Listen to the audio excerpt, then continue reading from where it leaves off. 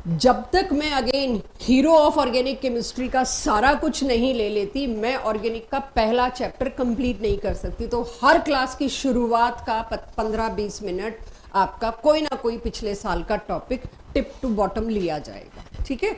सो carbocation की stability को मैंने लास्ट क्लास में बात कर ली थी। सिंपल केसेस में आपने हाइपर कॉन्जुगेशन से करना होता है, लेकिन उसके बाद कॉम्प्लेक्सिटी बढ़ती जाएंगी कि सभी कार्बोकेटाइन की स्टेबिलिटी आप उससे बता भी नहीं पाओगे। तो वो जैसे जैसे कॉम्प्लेक्सिटी बढ़ती जाएगी, यहाँ भी हम उसको पकड़ते जाएंगे। सो लास्ट क्लास में बहुत सिंपल डिस्कशन हुआ था। कार्बोकेटाइन एक प्लेनर चीज है, राइट, sp2 हाइब्रिडाइज्ड है, तो उसके ऊपर कोई न्यूक्लियोफाइल ही अटैक करेगा। आई थिंक न्यूक्लियोफाइल अटैक ऊपर से भी कर सकता है, न्यूक्लियोफाइल अटैक नीचे से भी कर सकता है, कहीं से भी कर सकता है, उसको फ्रीडम है क्योंकि प्लेनर चीज है। सो कार्बोकेटाइन की स्टेबिलिटी में हाइपर कॉन्जुगेशन की हेल्प से हमने बताया tertiary most stable, then secondary, then primary. 2 secondary आए तो हम कैसे करते हैं, 2 प्राइमरी आएंगे तो कैसे करेंगे, वो सब आगे आगे बढ़ता जाएगा। दूसरी बहुत इंपॉर्टेंट चीज जो +1 में आखिरी में कंप्लीट की थी, कार्बोकेटाइन की stability is a major thing to decide आपका प्रोडक्ट। तो ये आपका शुरू की तो मैं आपको एनसीईआरटी लेवल बता रही हूं कि अगर मान लीजिए किसी रिएक्शन में कहीं आपको इस तरह का प्राइमरी कार्बोकेटाइन मिलता है, कैसा भी प्राइमरी कार्बोकेटाइन मिलता है, आप ये देखोगे आजू बाजू वाला पड़ोसी कार्बन, चाहे इधर का पड़ोसी हो चाहे इधर का पड़ोसी, जरूरी नहीं है कि टर्मिनल दूं, प्राइमरी है तो मैंने टर्मिनल दिया है। तो जो भी कार्बोकेटाइन बना हुआ है उस कार्बन को ये राइट है अपनी स्टेबिलिटी के लिए अपने पड़ोस वाले कार्बन से शिफ्ट के तौर पे हाइड्राइड पूरा H यानी विद बॉन्ड मांग सकता है या मिथाइल भी मांग सकता है। बट मिथाइल और हाइड्राइड में प्रेफर्ड होता है हमेशा हाइड्राइड, राइट। तो हाइड्राइड पूरा का पूरा अपना बॉन्ड लेके जब इसके पास जाएगा तो ये तो सेटिस्फाइड, CH2 पॉजिटिव की जगह क्या आ जाएगा, CH3। लेकिन जिससे निकला है उसका क्या होगा, उस पे आ गया पॉजिटिव चार्ज। आखिर ये शिफ्ट का फायदा क्या हुआ, primary carbocation converted into more stable secondary. फिर देखिए क्या कोई पॉसिबिलिटी है कैसे भी करके टर्शरी बन जाए तो सेकेंड शिफ्ट भी करवा लूं मैं, क्या टर्शरी बनने का स्कोप है, नहीं है, तो यहां पर शिफ्ट खत्म हो गया।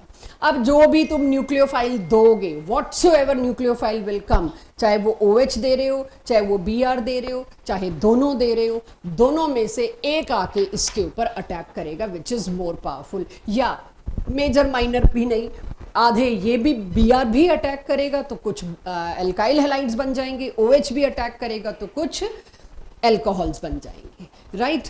ये सब कुछ जो था ये मैं +1 के हाइड्रोकार्बन में एल्कीन की प्रॉपर्टीज में करा के, क्योंकि एल्कीन पे एडिशन मार्कोनिकोव एंटी मार्कोनिकोव होता है, तो जब वो आपको याद आ जाएगा तब मैं यहाँ का प्रोडक्ट आपसे पूछूंगी। अभी क्यों नहीं पूछ रही, अगली क्लास में वही सारा होगा, एल्कीन से एल्काइल हैलाइड कैसे बनता है, फिर उसमें HBr with H2O2 without H2O2, और HBr के साथ अगर मैंने वाटर दे दिया तो Br नेगेटिव भी होगा, OH नेगेटिव भी होगा, कौन जाएगा अटैक करने, दोनों जाएंगे अटैक करने। ये सारा +1 का पूरा एक लेक्चर है।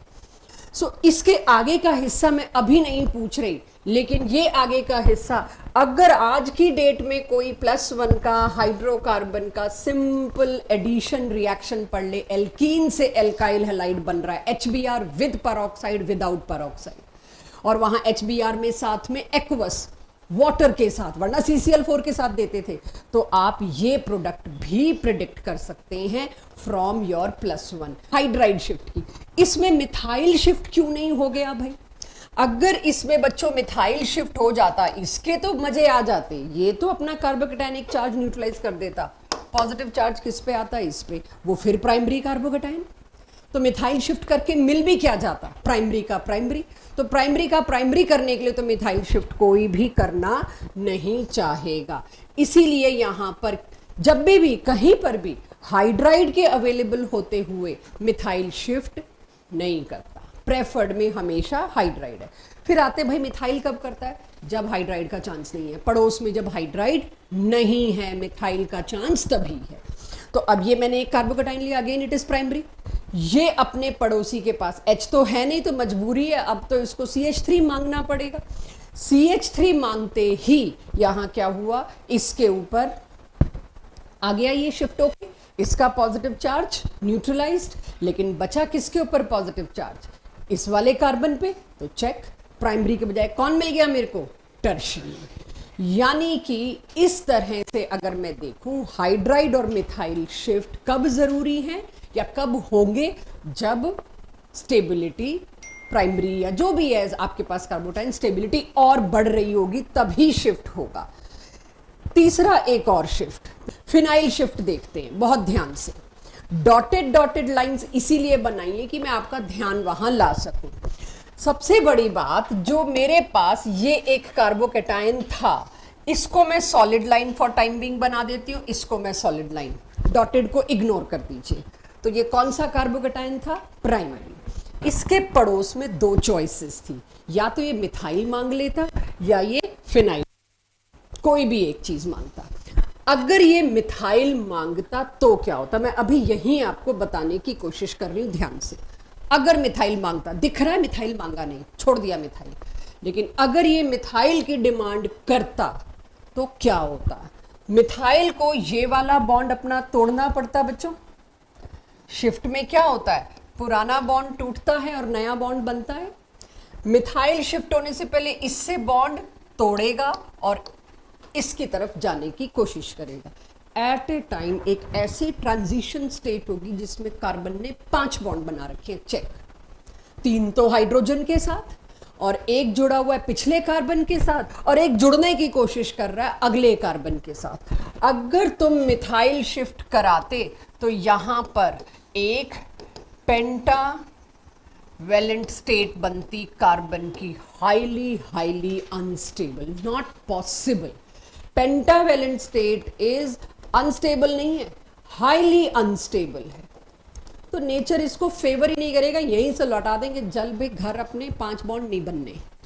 तो जब 5 बॉन्ड नहीं बनने तो मिथाइल शिफ्ट तो गई, नहीं हो रही, कुछ और नहीं है, फिर तो होगी, ऊपर हुई तो थी, ठीक है। लेकिन जब स्टेबल चेंज मिलेगा मेरे को तो मैं अनस्टेबल चेंज की तरफ कभी नहीं जाऊंगी। फिर आती है बारी फिनाइल की, भाई फिनाइल में भी तो वो कार्बन है, वही प्रॉब्लम है, फिनाइल में भी तो 5 बॉन्ड बन रहे होंगे। ये रहा फिनाइल का कार्बन, तो पुराना बॉन्ड अगर अभी मेरे को तोड़ना है, लो जी मैंने तोड़ा, तो अगेन सेम सिचुएशन, वहां भी 5 बॉन्ड थे, यहां भी 5 बॉन्ड है। अब चेक कर लो, ये carbon 1 2 3 4 5 5 bond, how can you justify, यहां 5 बॉन्ड नहीं है। क्यों, क्योंकि यहां पर ये जुड़ने के लिए क्या करेगा, ये कार्बन एक 5वां बॉन्ड नहीं बनाएगा, ये अपना पाई बॉन्ड खोल देगा। पाई बॉन्ड तो लेबाइल है इजीली और टूटने को तैयार है, ये बजाय एक और बॉन्ड नया बॉन्ड बनाने के अपने पाई बॉन्ड को ओपन अप कर देता है। तो जब फिनाइल शिफ्ट होता है तब नो पेंटावेलेंट स्टेट, ये फिनाइल शिफ्ट एनसीईआरटी में देखने को नहीं मिला है, लेकिन मिथाइल शिफ्ट, हाइड्राइड शिफ्ट पहले चैप्टर में नहीं, अल्कोहल वाला सेकंड चैप्टर के एनसीईआरटी बैक एक्सरसाइज में एक क्वेश्चन दे रखा है लास्ट पेज पे, उसके नीचे हिंट में मिथाइल शिफ्ट का पूरा दे रखा है। तो दूसरे चैप्टर के एंड में जाके आपको पता चलेगा मिथाइल शिफ्ट हमारे सिलेबस में है। कहीं कोई भी एनसीईआरटी स्ट्रिक्टली फॉलो कर रहा हो, खासकर वो बच्चे जिन्होंने सिर्फ बोर्ड्स देने, वो इस गलत फहमी में मत रहना कि मिथाइल शिफ्ट नहीं आएगा। कार्बोकेटाइन की शिफ्ट्स चली ही हैं तो मैं वो भी कर लूं जिसके मेरे पास डाउट्स आने। आप तो रिंग एक्सपेंशन की मैं बात करूं, जब भी कोई ऐसा कार्बोकेटाइन बने जिसमें पड़ोस में 5 मेंबर्ड रिंग है, इस कार्बोकेटाइन के पास अब चांस आया बॉन्ड तोड़फोड़ करने का, शिफ्ट्स का। तो ऐसे में ये मॉलिक्यूल क्या फायदा उठाएगा, ये मॉलिक्यूल कहेगा क्यों ना साथ के साथ रिंग एक्सपेंड कर ले, 5 membered is less stable, 6 membered is most stable because of less angle strain, angle strain सबसे कम है। तो इसके लिए इसने पड़ोस में झांका। अब अगला टर्शरी है, तो टर्शरी से आगे कहाँ ही जाएगा वो, तो उसको नहीं चाहिए तुम्हारे मिथाइल हाइड्राइड या फिनाइल, वो ऑलरेडी टर्शरी है। अब इस मॉलिक्यूल को क्या चाहिए, 6 मेंबर रिंग और स्टेबिलिटी। तो इस कैटायनिक चार्ज को देख के बॉन्ड कौन सा टूटा, अक्सर क्वेश्चंस में आपको लिखा मिलेगा C5 C4 बॉन्ड ब्रेक। ये नहीं है एनसीईआरटी में, रिंग एक्सपेंशन रिंग कॉन्ट्रैक्शन बिल्कुल नहीं है एनसीईआरटी में 12th की। ये कौन सा बॉन्ड टूटा बच्चों, C4 C5। बना कौन सा, ये बॉन्ड टूट के, जस्ट लुक एट दिस, ये वाला बॉन्ड टूट के कहां गया, ये वाला बॉन्ड टूट के इधर इसके पास गया, 6 के पास। तो बनने वाला बॉन्ड कौन सा है, C4C6। तो C4C6 बॉन्ड इसमें फॉर्म हुआ है, नया बॉन्ड। अब जब ऐसे का ऐसे मैंने ना दिखने में सेम बना दिया, अगर किसी को +1 के अपने लेक्चर्स में जाके रिवाइज करना हो ना, तो मैंने एरोमेटिसिटी जिस दिन कराया था उस दिन रिंग एक्सपेंशन कराया था। मैंने वीडियोस में टॉपिक भी यही डाला हुआ है, aromaticity and ring expansion. But ये सेम एग्जांपल लाई हूं वहां से, जो पिछले साल था वही लिया है, कोई चेंज नहीं। अब इसमें देखिए, तो ये यहां वाला बॉन्ड तोड़ के जब मैं यहां ले आई तो कार्बोकैटायनिक चार्ज किस पे शिफ्ट हुआ, जिसका तुमने तोड़ के छीन लिया बॉन्ड। किसका छीन लिया, नंबर 5 का। तो नंबर 5 पे चार्ज क्या आ गया, पॉजिटिव। अब ये कार्बोकैटायन कोई कहे आपने तो टर्शरी का सेकेंडरी बना दिया, हाँ, बट 5 से 6 मेंबर भी तो बना है, और बाकी अभी रुको, आ रही हैं चीजें आगे। तो मैंने अब इसकी थोड़ी शेप सुधारने की कोशिश करी। मेरे को 4 ऑप्शन में ऐसे नहीं मिलेगा, प्रोडक्ट ब्रोमीन कहाँ लगा हुआ है, तो मैं ब्रोमीन यहाँ लगा दूँ, आई कैन नॉट। सो उसके लिए फिर मैंने थोड़ा इसको ठीक ठाक प्रेजेंट किया। जब आप इसको शेप प्रॉपर देने की कोशिश करते, क्योंकि 4 ऑप्शन में नीचे शेप ऐसी दे रखी होगी, ऐसी नहीं दे रखी होगी, तब आपके लिए मजबूरी आपको नंबरिंग करनी पड़ती है। तो मैंने नंबरिंग ये दिखाने के लिए करी कि नंबर 6 पे 2 मिथाइल लगे हुए हैं। ठीक है जी, नंबर 6 पे 2 मिथाइल लगे हैं। मुझे पता है नंबरिंग में गड़बड़ हुई है, 4 के बाद 6 नहीं आता, बट मैंने इस नंबरिंग को कॉपी किया है। यहाँ पे बॉन्ड टूट के इधर गया तो नंबरिंग तो हर्ट होगी ही। बट ये ध्यान रखा है मैंने, 6 नंबर पे 2 मिथाइल हैं, तो उसके पड़ोसी 5 नंबर पे पॉजिटिव चार्ज लगाना है, मैंने लगा दिया। ये मेरे पास बन गया है। क्या यहाँ रुक जाऊं, अब ब्रोमीन आके जुड़ जाए। लास्ट क्लास के मैकेनिज्म में यही तो बताया था, पहले स्टेप में OH टूटता है, कैटायन बनता है, उसके बाद ब्रोमीन आके जुड़ता है या क्लोरीन आके जुड़ता है। तो कैटायन बनने के बाद तो पहले ये उथल पुथल, ये कोहराम मचेगा, उसके बाद क्या यहाँ बात बन गई, नहीं, ये अभी सेकेंडरी है। ये कोशिश करेगा मैं टर्शरी बन जाऊं। क्या आसपास हाइड्राइड है, क्या आसपास मिथाइल है, वो कोशिश होगी। अब इससे अगर इसने मिथाइल ले ली, इससे हाइड्राइड लेके क्या ही कर लेगा, सेकेंडरी का सेकेंडरी तो नहीं लेगा हाइड्राइड। कहीं हम आंख बंद करके सोच रहे हो मैम ने कहा है हाइड्राइड प्रेफर्ड है जी, तो हाइड्राइड उठा के लाओ। एक ही पड़ोस वाले कार्बन पे हाइड्राइड और मिथाइल हो, तब कौन प्रेफर्ड है, हाइड्राइड। यहां से अगर आपने, और हो सकता है मिसकंसेप्शन हो गया, मैम ने बोला है हाइड्राइड शिफ्ट करो, मिथाइल तो लीस्ट प्रेफर्ड है, 5 बॉन्ड का कॉम्प्लेक्स बन जाता है वहां। तो अगर तुमने इस हाइड्राइड को इसको गिफ्ट कर भी दिया, सॉरी, इस हाइड्राइड को यहां पहुंचा भी दिया, क्या ही होगा, इस पे पॉजिटिव चार्ज आ जाएगा। व्हाट्स द यूज, सेकेंडरी का सेकेंडरी, उसको कोई फायदा नहीं है। So no advantage at all. तो अब ये क्या करेगा, दूसरे पड़ोस वाले पे देखेगा, उसके पास क्या है, 2 मिथाइल, इससे ये मिथाइल मांग लेगा। आई होप आप साथ साथ नोट भी करें इसको। इससे ये मिथाइल मांग लेगा, and then what I get, you people let me know, कहां पॉजिटिव चार्ज लगाऊं, 6 नंबर वाले पे लगाऊं कि 5 नंबर वाले पे लगाऊं, 6 वाले पे। तो now I get again tertiary as well as 6 membered ring. तो ये रिंग एक्सपेंशन समझ आ गया, 5 मेंबर्ड से 6 मेंबर्ड, और टर्शरी वापस लौट आया। अगर ये समझ आ गया तो एक बार अपनी कॉपी में इसको देखिए, क्या इसमें मेरे को समझाने की जरूरत है, समझ के नोट करिए कि क्या इसका एक्सपेंशन समझ पाएंगे बच्चे। 5 मेंबर्ड से 6 बना दिया मैंने, 4 मेंबर्ड से 5 बना दिया, 3 से 4 वाला अगर मैं जेई मेंस और नीट में डालू, कर लेंगे बिना कराए। जब एक तो मुझे तुम्हारा दिमाग खोलने के लिए आदत डालनी है ना, स्पून फीड तो नहीं करना। 5 से 6 मैंने करा दिया, 4 से 5 मैंने करा दिया, तो 3 से 4 तो कर लेंगे बच्चे।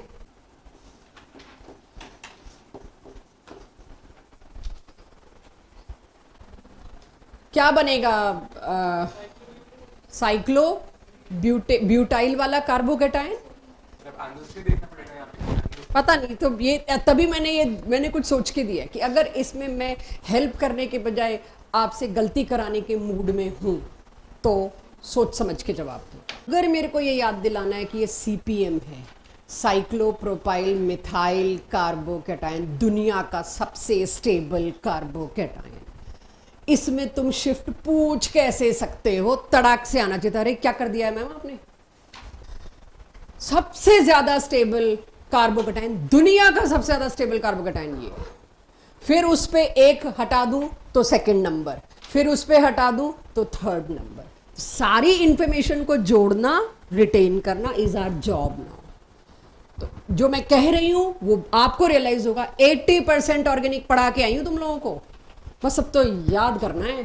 तो अगली क्लास में माय सजेशन अपनी जीओसी और हाइड्रोकार्बन की कॉपी लेके आएंगे, क्योंकि जब मैं यहां पे आपसे पन्ने पलटवाऊंगी तो आपको दिख जाएगा टर्शरी कार्बोकेटाइन से ज्यादा था, बेंजाइल वाला कार्बोकेटाइन की कम था। वो छोटी छोटी चीजें ऐसे ही तो निकलवानी पड़ेंगी मेरे को, मैं थोड़ी स्लाइड्स खोल खोल के दिखाऊंगी। नेक्स्ट क्लास से आई नीड एवरीबडीज पिछले साल की कॉपीज जो भी नोट्स बनाए थे, ठीक है। सो इसमें कोई शिफ्ट मत करा देना, राइट इसमें शिफ्ट कराओगे दुनिया के सबसे स्टेबल कार्बोकेटाइन को तुम बदल रहे हो। So enough of carbocation, target achieved, कुछ तो करा दिया, घुसवा दिया। इसके बाद भी आप नहीं देखते, वो फिर जिम्मेदारी आपकी होगी, ठीक है। बाकी मैं टाइम टू टाइम लाती रहूंगी। अब आ जाते हैं अपने टॉपिक पे, ये आप कर लोगे, अब मैं इस पे और टाइम नहीं लगा रही, जरूरत नहीं है। अब आ जाती हूं मैं अपने मेन टॉपिक पे जो चल रहा था, जिसके बिना मैं कोई रिएक्शन के क्वेश्चन नहीं करवा पा रही थी। तो एल्काइल हैलाइड एराइल हैलाइड का सबसे पहला टॉपिक था मेरे पास प्रेपरेशन ऑफ एल्काइल हैलाइड। उसमें एक प्रेपरेशन पूरी मैंने करा दी थी, ये पूरा आप कर चुके थे। एक पुअर न्यूक्लियोफाइल को रिप्लेस करने के लिए, सब्स्टिट्यूट करने के लिए एक स्ट्रॉन्ग न्यूक्लियोफाइल आया, उसने सब्स्टिट्यूट किया। इस रिएक्शन को हम न्यूक्लियोफिलिक सब्स्टिट्यूशन रिएक्शन कहते हैं। इतना लंबा ना लिखना पड़े इसीलिए इनको अब एसएन बोलेंगे, न्यूक्लियोफिलिक सब्स्टिट्यूशन रिएक्शन। रिवर्स चलता है ये, ठीक है। सब्स्टिट्यूशन कौन सा है? न्यूक्लियोफिलिक या न्यूक्लियोफिलिक सब्स्टिट्यूशन रिएक्शन। तो इसमें हमने हेलोजन एसिड इस्तेमाल किया था लास्ट क्लास में, प्रॉपर पूरी बात हुई थी। हालांकि अभी तक मैंने कोई रोल नहीं बताया था ZnCl2 का क्या, बहुत सारा डिटेल मिसिंग था। जस्ट प्लेन बेसिक एनसीईआरटी तैयार करा रही थी आपको कि आप HX लोगे तो वो ज्यादा रिएक्टिव होगा कि HI लोगे वो ज्यादा रिएक्टिव होगा। ये बात हुई थी कि HI क्योंकि उसकी बॉन्ड स्ट्रेंथ वीक है, I नेगेटिव की न्यूक्लियोफिलिसिटी ज्यादा है कि F नेगेटिव की, उस पर बात आई थी, साइज पे मत जाना। Nucleophilicity is inversely proportional to electronegativity. Fluorine इतना ज्यादा, फ्लोराइड क्लोराइड इतने ज्यादा इलेक्ट्रोनेगेटिव है और लोन पेयर और इलेक्ट्रॉन चार्ज या जो भी पेयर ऑफ इलेक्ट्रॉन है उसको अपने पास खींच के रखे बैठे, वो जाने ही नहीं देंगे, किसी को अटैक ही नहीं करने देंगे, इसलिए they are not good nucleophile. ये सारी बात भी हो गई थी। फिर आया था मैकेनिज्म, जिसपे मैं आज पकड़ूंगी क्वेश्चंस। लास्ट क्लास में तो प्लान भी नहीं था, नॉमेनक्लेचर था। तो ये मेरे पास अल्कोहल, उसको कोई भी एसिड दिया, हेलोजन एसिड ऑफ कोर्स, उससे पहले तो क्या होगा? प्रोटोनेशन। प्रोटोनेशन होगा, उसके बाद रियलाइज होगा ये तो बहुत अच्छा लिविंग ग्रुप है, यहां क्या बन जाएगा? कार्बोकेटाइन। अब कार्बोकेटाइन आते ही पिछली जो स्लाइड्स थी वो सब एप्लीकेबल हो जाएंगी। I will do it in practice question. Then what I received this. अब यहां पर एक न्यूक्लियोफाइल के बजाय मैंने दो दे दिए, तो दोनों बनेंगे। मेजर माइनर हो, 50-50% हो, वो बाद का हेडेक है। अगर एक और न्यूक्लियोफाइल मैंने यहां पे दे दिया, वो भी जाके जुड़ेगा इससे, तो दो प्रोडक्ट्स बन जाएंगे। अब ये सब कुछ हम कर चुके थे, जस्ट एक रिवीजन है क्योंकि मुझे उसी की एक्सटेंशन करानी है। क्या हेलोजन एसिड के साथ हमेशा ZnCl2 देना मेरे लिए मजबूरी है या कुछ और भी दे के कर सकते हैं? यस। एक मेथड ये कराया था, HBr के साथ H2SO4 दे दो। फिर बात आई थी, अच्छा HBr के साथ दे सकते हैं, HI के साथ, तो KI के साथ। HI KI एक ही बात है, तो KI के साथ दे दे। KI क्यों दिया? क्योंकि मेरे को I नेगेटिव पूरा आयोनिक बॉन्ड में लाना था ताकि मैं एनायन बना सकूं, और वहां मुझे पता चला था KI के साथ अगर आपने H2SO4 का कॉम्बिनेशन देने की सोची तो it will fail, it will not form alkyl halide. Why? एक स्ट्रॉन्ग ऑक्सीडाइजिंग एजेंट, एक स्ट्रॉन्ग रिड्यूसिंग एजेंट, ये आपस में लड़ भिड़ के I2 बना लेंगे। इसको तो भूल ही जाएंगे, अल्कोहल भी था कि इसके पे भी अटैक करना था। तो ये बात जो मैं बड़ी कैजुअली बोल रही हूँ आपको लिखनी आनी चाहिए, जो मैंने नीचे बता दी। अब लिखने में भी थ्योरी नहीं, रिएक्शन दिखाना पड़ेगा कि if I take this, these two will react to produce I2, no alkyl halide will form. अगर आप एक अकेली ये लाइन दे देते हैं, आपके एक नंबर तो सील हो गए, कोई ट्रबल नहीं होगी इसमें, कोई कहानियां नहीं चाहिए इसके अंदर। देन कम्स, ये भी बात करी ली थी मैंने, तो इसको क्या ही दोबारा करूं कि आप H2SO4 बदल दो, दूसरा एसिड ले आओ, वो ऑक्सीडाइजिंग एसिड नहीं है, वहां कामयाब है ये। और वो दूसरा एसिड कौन लाया था? क्या लाई थी मैं, H3PO4। क्लास एंड हो गई थी और क्लास के एंड में मुझसे किसी ने पूछा था, आई होप शायद साकेत ने पूछा था, कि हमें कैसे पता चलेगा कौन सा ऑक्सीडाइजिंग है कौन सा ऑक्सीडाइजिंग नहीं है। आपने H2SO4 को ऑक्सीडाइजिंग कह दिया, H3PO4 बता दिया, बाकी कोई और आगे तो हम क्या करेंगे। जब P ब्लॉक आपका आएगा आप पूरे ऑक्सा एसिड्स डिटेल में करेंगे और सबका खुद निकाल के देंगे। एक ट्रिक होती है पता लगाने की कौन सा ऑक्सीडाइजिंग है कौन सा रिड्यूसिंग है, ये तब पता लग जाएगा। एक बार मैं इनऑर्गेनिक में चली गई तो मेरा इसका फ्लो ब्रेक हो जाएगा। सो जस्ट डोंट वरी, ये कंटेंट आपके पास बहुत कंफर्टेबली आ जाएगा। सो अब आती हूँ जो चीज नहीं की थी वहां से शुरू होती हूँ, इस मैकेनिज्म की और बुलेट्स। अब तक तो मैकेनिज्म सिर्फ पढ़ा था, मैकेनिज्म रिलेटेड कोई सवाल अभी तक आ नहीं पाया था सिवाय इसके कि कौन सा हेलोजन एसिड ज्यादा रिएक्टिव है। Now I will be keeping my speed slow, NCERT basic आपका ये 11th में रत्ती भर पड़ा हुआ नहीं है ये रिएक्शन, ठीक है। तो I will be keeping very slow speed. जब भी आप किसी एल्कोहल को एनहाइड्रस ZnCl2 और HCl देते हैं तो उससे सबसे पहले क्या बनता है, अगर मैं मैकेनिस्टिक अप्रोच सोचूं तो क्या बनता है, कार्बोकेटायन। उसके बाद यहां पर जो न्यूक्लियोफाइल घूम रहा है, और वो न्यूक्लियोफाइल कौन घूम रहा है इस केस में, Cl नेगेटिव, वो जाके इस पे जुड़ जाएगा। ऐसा कुछ मैं एक्सपेक्ट कर रही हूं। तो मैकेनिज्म की सिर्फ एक बुलेट पे अभी मेरे को ध्यान देना है। क्या कोई फर्क है अल्कोहल की चॉइस में रिएक्टिविटी से, कि मेरे को अल्कोहल की चॉइस बदल जाए तो रिएक्टिविटी बदल जाएगी, रेट ऑफ रिएक्शन बदल जाएगा? यस। काइनेटिक्स किसका फास्ट हो जाएगा? टर्शरी में रिएक्शन एफर्टलेस होगा बड़ी स्पीड से, प्राइमरी में रिएक्शन सबसे स्लो होगा। मुझे हीट भी लानी पड़ी, हीट लाने के साथ साथ एनहाइड्रस ZnCl2 कैटलिस्ट भी लाना पड़ा। मुझे एक सामान से काम नहीं चला, दो दो लोग लाने पड़े। क्यों भाई? क्योंकि प्राइमरी अल्कोहल मान ही नहीं रहा ये रिएक्शन दिखाने को, मेरे को तो करना है, देखना तो है भी कितनी देर लगती है। क्यों, वजह क्या है, दिख रहा है सबको? अभी तो मैंने मिथाइल अल्कोहल लिया, ये तो सबसे ही लेस स्टेबल कार्बोकेटायन है, मिथाइल कार्बोकेटायन। मैं अगर कोई और भी ले लेती अल्कोहल, लेकिन लेती प्राइमरी, उसका यही हशर होना था। मैं इसकी जगह अगर CH3 CH2 OH भी ले लेती ना, सेम बहुत कम स्टेबल कार्बोकेटायन बनना था। और कौन सा बनना था उस केस में? उस केस में प्राइमरी बनना था। मिथाइल सबसे गंदा कार्बोकेटायन, उसके बाद आ गया मेरे पास प्राइमरी कार्बोकेटायन। ये नहीं बन के राजी, यहां पहुंचते इनको लगा वापस चलो, नहीं है मेरे बस का। फिर हीट देनी पड़ेगी, बेटा जाना पड़ेगा, हम हीट दे रहे हैं, अब तो बॉन्ड तोड़ो। कैटलिस्ट के साथ मेरे को हाई टेम्परेचर मेंटेन करना पड़ा। अब बारी आई सेकेंडरी अल्कोहल की। जब आया सेकेंडरी अल्कोहल, हीट की जरूरत नहीं पड़ी, जस्ट वार्म कर दिया मैंने, वार्म कर दिया, कैटलिस्ट अकेले ने मैनेज कर लिया, सेकेंडरी कार्बोकेटायन तो बना देंगे। और क्या आ गया? Alkyl halide. लेकिन किस में कष्ट हुआ ज्यादा हमको? प्राइमरी में। और जब टर्शरी आया मेरे पास, फिर तो और बढ़िया बात हो गई। टर्शरी अल्कोहल के आते ही क्या बन रहा है? Tertiary carbocation. ये तो बेंजाइल कार्बोकेटायन से भी ज्यादा स्टेबल है, हाईली स्टेबल है। इसके लिए कैटलिस्ट ही गायब हो गया। I don't need a catalyst, so no wastage of resource, money, anything.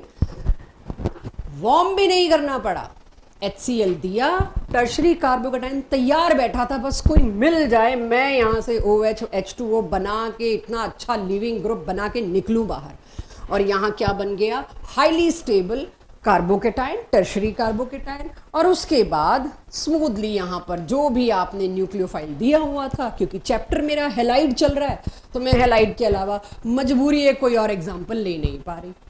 अगले चैप्टर्स में मैं लूंगी, बदलती जाऊंगी न्यूक्लियोफाइल का नाम, चैप्टर का नाम बदल जाएगा। तो आ गया। तो यानी कि क्यों टर्शरी अल्कोहल के साथ मुझे सबसे ज्यादा स्पीड मिलती है, रेट मिलता है इस रिएक्शन का? क्या रीजन दूंगी अब मैं उसका? बिकॉज टर्शरी अल्कोहल में intermediate formed is tertiary carbocation, और इसके नीचे करूंगी अंडरलाइन अगर सब्जेक्टिव कॉपी हुई तो, which is highly stable, hence rate is fast, no need of ZnCl2। अब नेक्स्ट चैप्टर में जब आप जाएंगे यही एक रिएक्शन रिपीट होगा, मतलब नेक्स्ट चैप्टर साथ ही चल रहा है, और ये सेम क्वेश्चन आपके सामने क्या किस तरह से रखा जाएगा? ल्यूकास टेस्ट के नाम से आएगा। ये ल्यूकास क्या है? इस रिएजेंट का नाम क्या है बच्चों? Lucas. This anhydrous ZnCl2 with HCl is Lucas reagent. Anhydrous ZnCl2 with HCl is Lucas reagent. मैं इसका यूज बताती हूं आपको उससे पहले. Noted everybody? ल्यूकास रिएजेंट आ गया सबकी कॉपी में. How can you differentiate between 3 test tube हैं जिनके अंदर एक ट्रांसपेरेंट लिक्विड आपको दे रखा है और आपको कहा है आइडेंटिफाई करिए किसमें प्राइमरी अल्कोहल है, किसमें सेकेंडरी अल्कोहल है और किसमें टर्शियरी अल्कोहल है. What will I do? यानी ऑर्गेनिक में सब्जेक्टिव में 4 कैटेगरी के क्वेश्चन आते हैं. फर्स्ट इज नेम रिएक्शन, जैसे वुड्स था, फ्रीडल क्राफ्ट था. तो चारों चैप्टर में फ्रीडल क्राफ्ट दोबारा आएगा, मैं सिर्फ इसी में पढ़ाऊंगी, बाकी तीनों में छोड़ूंगी. तो फ्रीडल क्राफ्ट, एल्काइलेशन, एसाइलेशन, ये सब नेम रिएक्शन थे. ऐसे ही पहली कैटेगरी मैं कहती हूँ नेम रिएक्शन, दूसरी कैटेगरी डिस्टिंग्विशिंग लैब. लैब में आप कैसे फर्क कर सकते हो इन तीनों में. डिस्टिंग्विशिंग टेस्ट, 3 अल्कोहल दे दिए, बताओ जी कौन सी टेस्ट ट्यूब में कौन से वाला है ABC. मैं एक कॉमन रिएजेंट लाती हूं एनहाइड्रस ZnCl2 विद HCl. अच्छा, एल्काइल हैलाइड्स की एक खूबी है, ये इनसॉल्युबल इन वाटर है. राइट, वाटर के साथ ये कोई हाइड्रोजन बॉन्ड तो बना नहीं पा रहे और ना ये आयोनिक हैं जो जाते ही डिसॉल्व हो जाएं. तो ये वाटर में स्पेरिंगली सॉल्युबल कहो, इनसॉल्युबल कहो, बहुत अजीब से सॉल्युबल हैं. ये टर्बिडिटी अपीयर करते हैं. अगर मैंने वाटर के अंदर एल्काइल हैलाइड डाला तो वो टर्बिड हो जाता है. Have you ever heard of this word turbidity?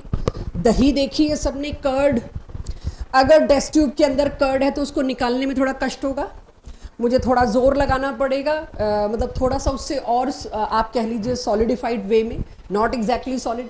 जैसे कर्डे मास होता है, कर्ड जैसे दिखेगी अगर टेस्ट ट्यूब में बने, टर्बिडिटी बिल्कुल वैसी दिखती है. तो जैसे ही मैंने ZnCl2, anhydrous ZnCl2 with HCl डाला, दैट इज ल्यूकास रिएजेंट. एक टेस्ट ट्यूब ऐसी होगी जिसमें इमीडिएटली टर्बिडिटी अपीयर हो जाएगी विद इन अ मिनट. वो कौन सी होगी? टर्शरी वाली. टर्शरी में सबसे फास्ट एल्काइल हैलाइड बना, तो जिसमें इमीडिएट बन गई. अगर मेरे को ये पता चल गया turbidity appear immediately in test tube B, means test tube B में कौन बैठा है? लेबल करके बाहर कर दिया मैंने इसको. अब बाकियों में भी डाला. एक ऐसी टेस्ट ट्यूब थी जिसमें टर्बिडिटी दिख ही नहीं रही मेरे को, उससे पहले दूसरी में दिख गई. यानी 5 से 10 मिनट के अंदर अंदर टेस्ट ट्यूब C में मेरे को टर्बिडिटी दिखी. 5 to 10 मिनट्स. इसमें पक्का क्या रहा होगा? और इसके बाद डू यू थिंक मेरे को 15 मिनट वेट करना चाहिए? तीसरी में आता है कि नहीं आता? ऑब्वियसली नहीं. कई बार पूछते हैं इसमें कितनी देर में आई होगी, तो मैं सिर्फ शक्ल ही देखती हूँ कि खुद ही पता लग जाए उसको कि ये सवाल की वैल्यू क्या है. कि इसमें हम 5 to 10 मिनट्स लिख रहे हैं, इसमें इमीडिएटली, इसमें कभी तो आती होगी मैम टाइम बताओ. मैं बहुत बार फंसती हूँ क्योंकि मेरे पास वो टाइम नहीं है. मैं लैब में क्यों खड़ी रहूंगी देखने के लिए कि उसमें टर्बिडिटी आ रही है? मुझे क्यों ये बात जाननी है कि 15 मिनट बाद आई कि 20 मिनट बाद आई? यूजलेस बात हो गई है, इन्फॉर्मेशन तो कोई नहीं मिल रही. तो science is not about useless things. तो मेरे से पूछना नहीं कि 15 मिनट बाद आ गई होगी. पूछते हैं, फिर मेरे से डरते हैं, तो फिर स्टाफ के पास जाते हैं. ठीक है. सो यहां पर आपको गलती से भी नहीं लिखना कि तीसरी टेस्ट ट्यूब में, प्राइमरी वाली टेस्ट ट्यूब में कितनी देर बाद टर्बिडिटी आएगी. अच्छा, क्या लिखे? कुछ तो लिखे होते हैं. हर साल हमारे पास ऐसे बच्चे होते हैं. फिर हमारे पास क्या जवाब है? बुक्स में क्या जवाब है? Turbidity do not appear. आधे घंटे बाद तो होती होगी, फिर पड़ेगा थप्पड़. सो टर्बिडिटी डू नॉट अपीयर, ये एक वेरीफाइड आंसर है बोर्ड की कॉपी में लिखने को, कि जिसमें टर्बिडिटी अपीयर ही नहीं, और ये ऑब्जेक्टिव में भी मिलेंगी स्टेटमेंट्स में, जिसमें टर्बिडिटी अपीयर ही नहीं हुई उसमें प्राइमरी अल्कोहल है. ल्यूकास टेस्ट नेक्स्ट चैप्टर मैं पूरा पेंसिल से काटूंगी, मैं नहीं ले रही, ये मैंने अब ले लिया. डन? क्लियर हो गया सबको? चलिए अब आ जाते हैं समरी. ठीक है. नो टर्बिडिटी प्राइमरी में, ठीक है. सेकेंडरी में turbidity in 5 to 10 minutes. Tertiary में इमीडिएट टर्बिडिटी. तो जी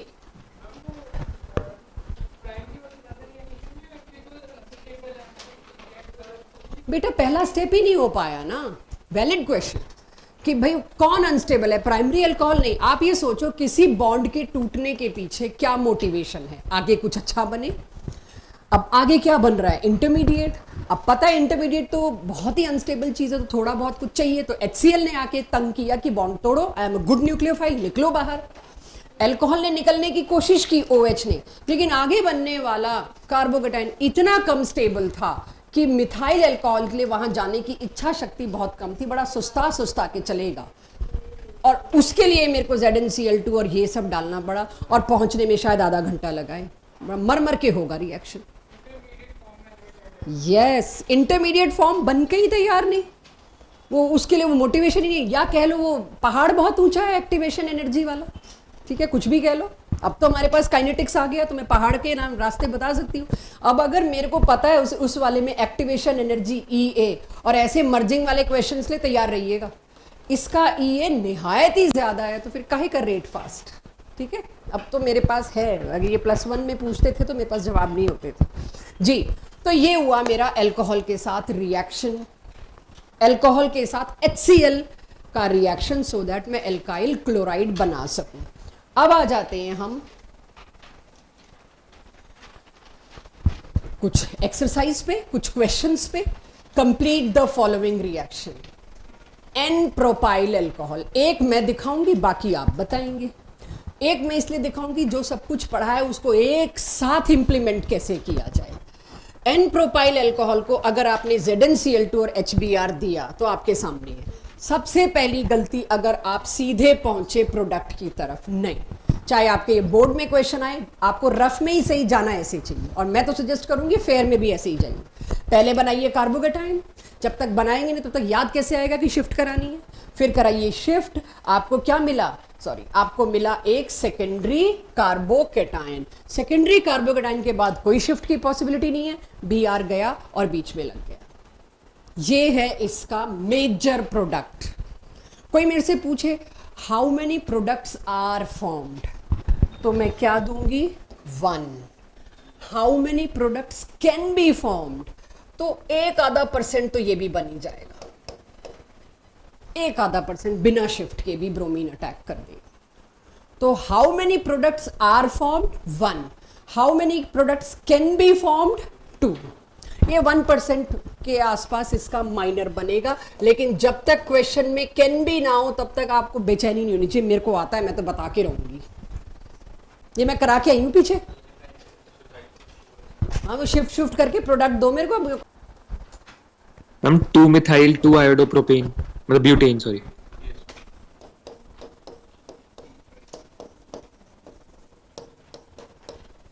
ये बोला है 2 आयोडो 2 मिथाइल ब्यूटेन।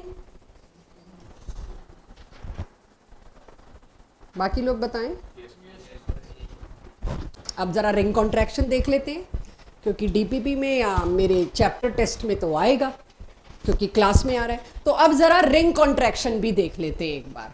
पहले यहां देखना फिर बनाना बच्चों, इकलौता एग्जाम्पल है रिंग कॉन्ट्रैक्शन का, क्योंकि 7 से 6 ही हो सकता है, 6 से 5 तो हो नहीं सकता, राइट। कॉन्ट्रैक्शन एक ही रास्ते में मिलता है, जब 7 मेंबर्ड रिंग हो उसको 6 मेंबर्ड रिंग में आना जरूरी है, क्योंकि 7 membered ring is also less stable as compare to 6। तो अगर 7 मेंबर्ड रिंग के ऊपर आपको पॉजिटिव चार्ज दिखा तो उससे क्या होगा भाई, वो फिर आजू बाजू देखने की कोशिश करेगा क्या किया जा सकता है। तो सबसे पहली तो प्रॉब्लम उसको 7 मेंबर्ड हूं, मेरे को तो 6 मेंबर्ड बनना मैंडेटरी है स्टेबिलिटी के लिए। तो कौन सा बॉन्ड टूट रहा है बच्चों, ये वाला बॉन्ड टूट के इधर आ रहा है, ये वाला बॉन्ड अपना इसको ऑफर किया जा रहा है। तो अगर मैं बॉन्ड कौन सा टूट रहा है देखना चाहूं तो 6-7 वाला टूट रहा है और 6 से 1 जोड़ रहा है। देखिए यही किया है यहां पे, उसकी वजह से टूटते ही टर्शरी भी बन गया। एक एडवांटेज है कि टर्शरी भी, क्योंकि मैंने पॉजिटिव चार्ज किसको देना है, जिसको तोड़ा जा रहा है। तोड़ तुम इसको रहे हो तो नंबर 7 को पॉजिटिव चार्ज मिलेगा, मिल गया, और थोड़ा उसकी शक्ल सुधार के मैंने यहां लिख दिया। मेरा सवाल, क्या इससे आगे कुछ शिफ्ट की जरूरत है? टर्शरी भी बना हुआ है, 6 मेंबर्ड भी बना हुआ है, मैंने क्यों करना है shift? This is ring contraction. बन गया, हाँ 6 बनाने थे ना, देखो बच्चों एक्स्ट्रा ही बनाया ना, 1 2 3 4, हाँ बिल्कुल सही कह रहे हो। बड़ी मुश्किल बनाया है जो भी बनाया है जी।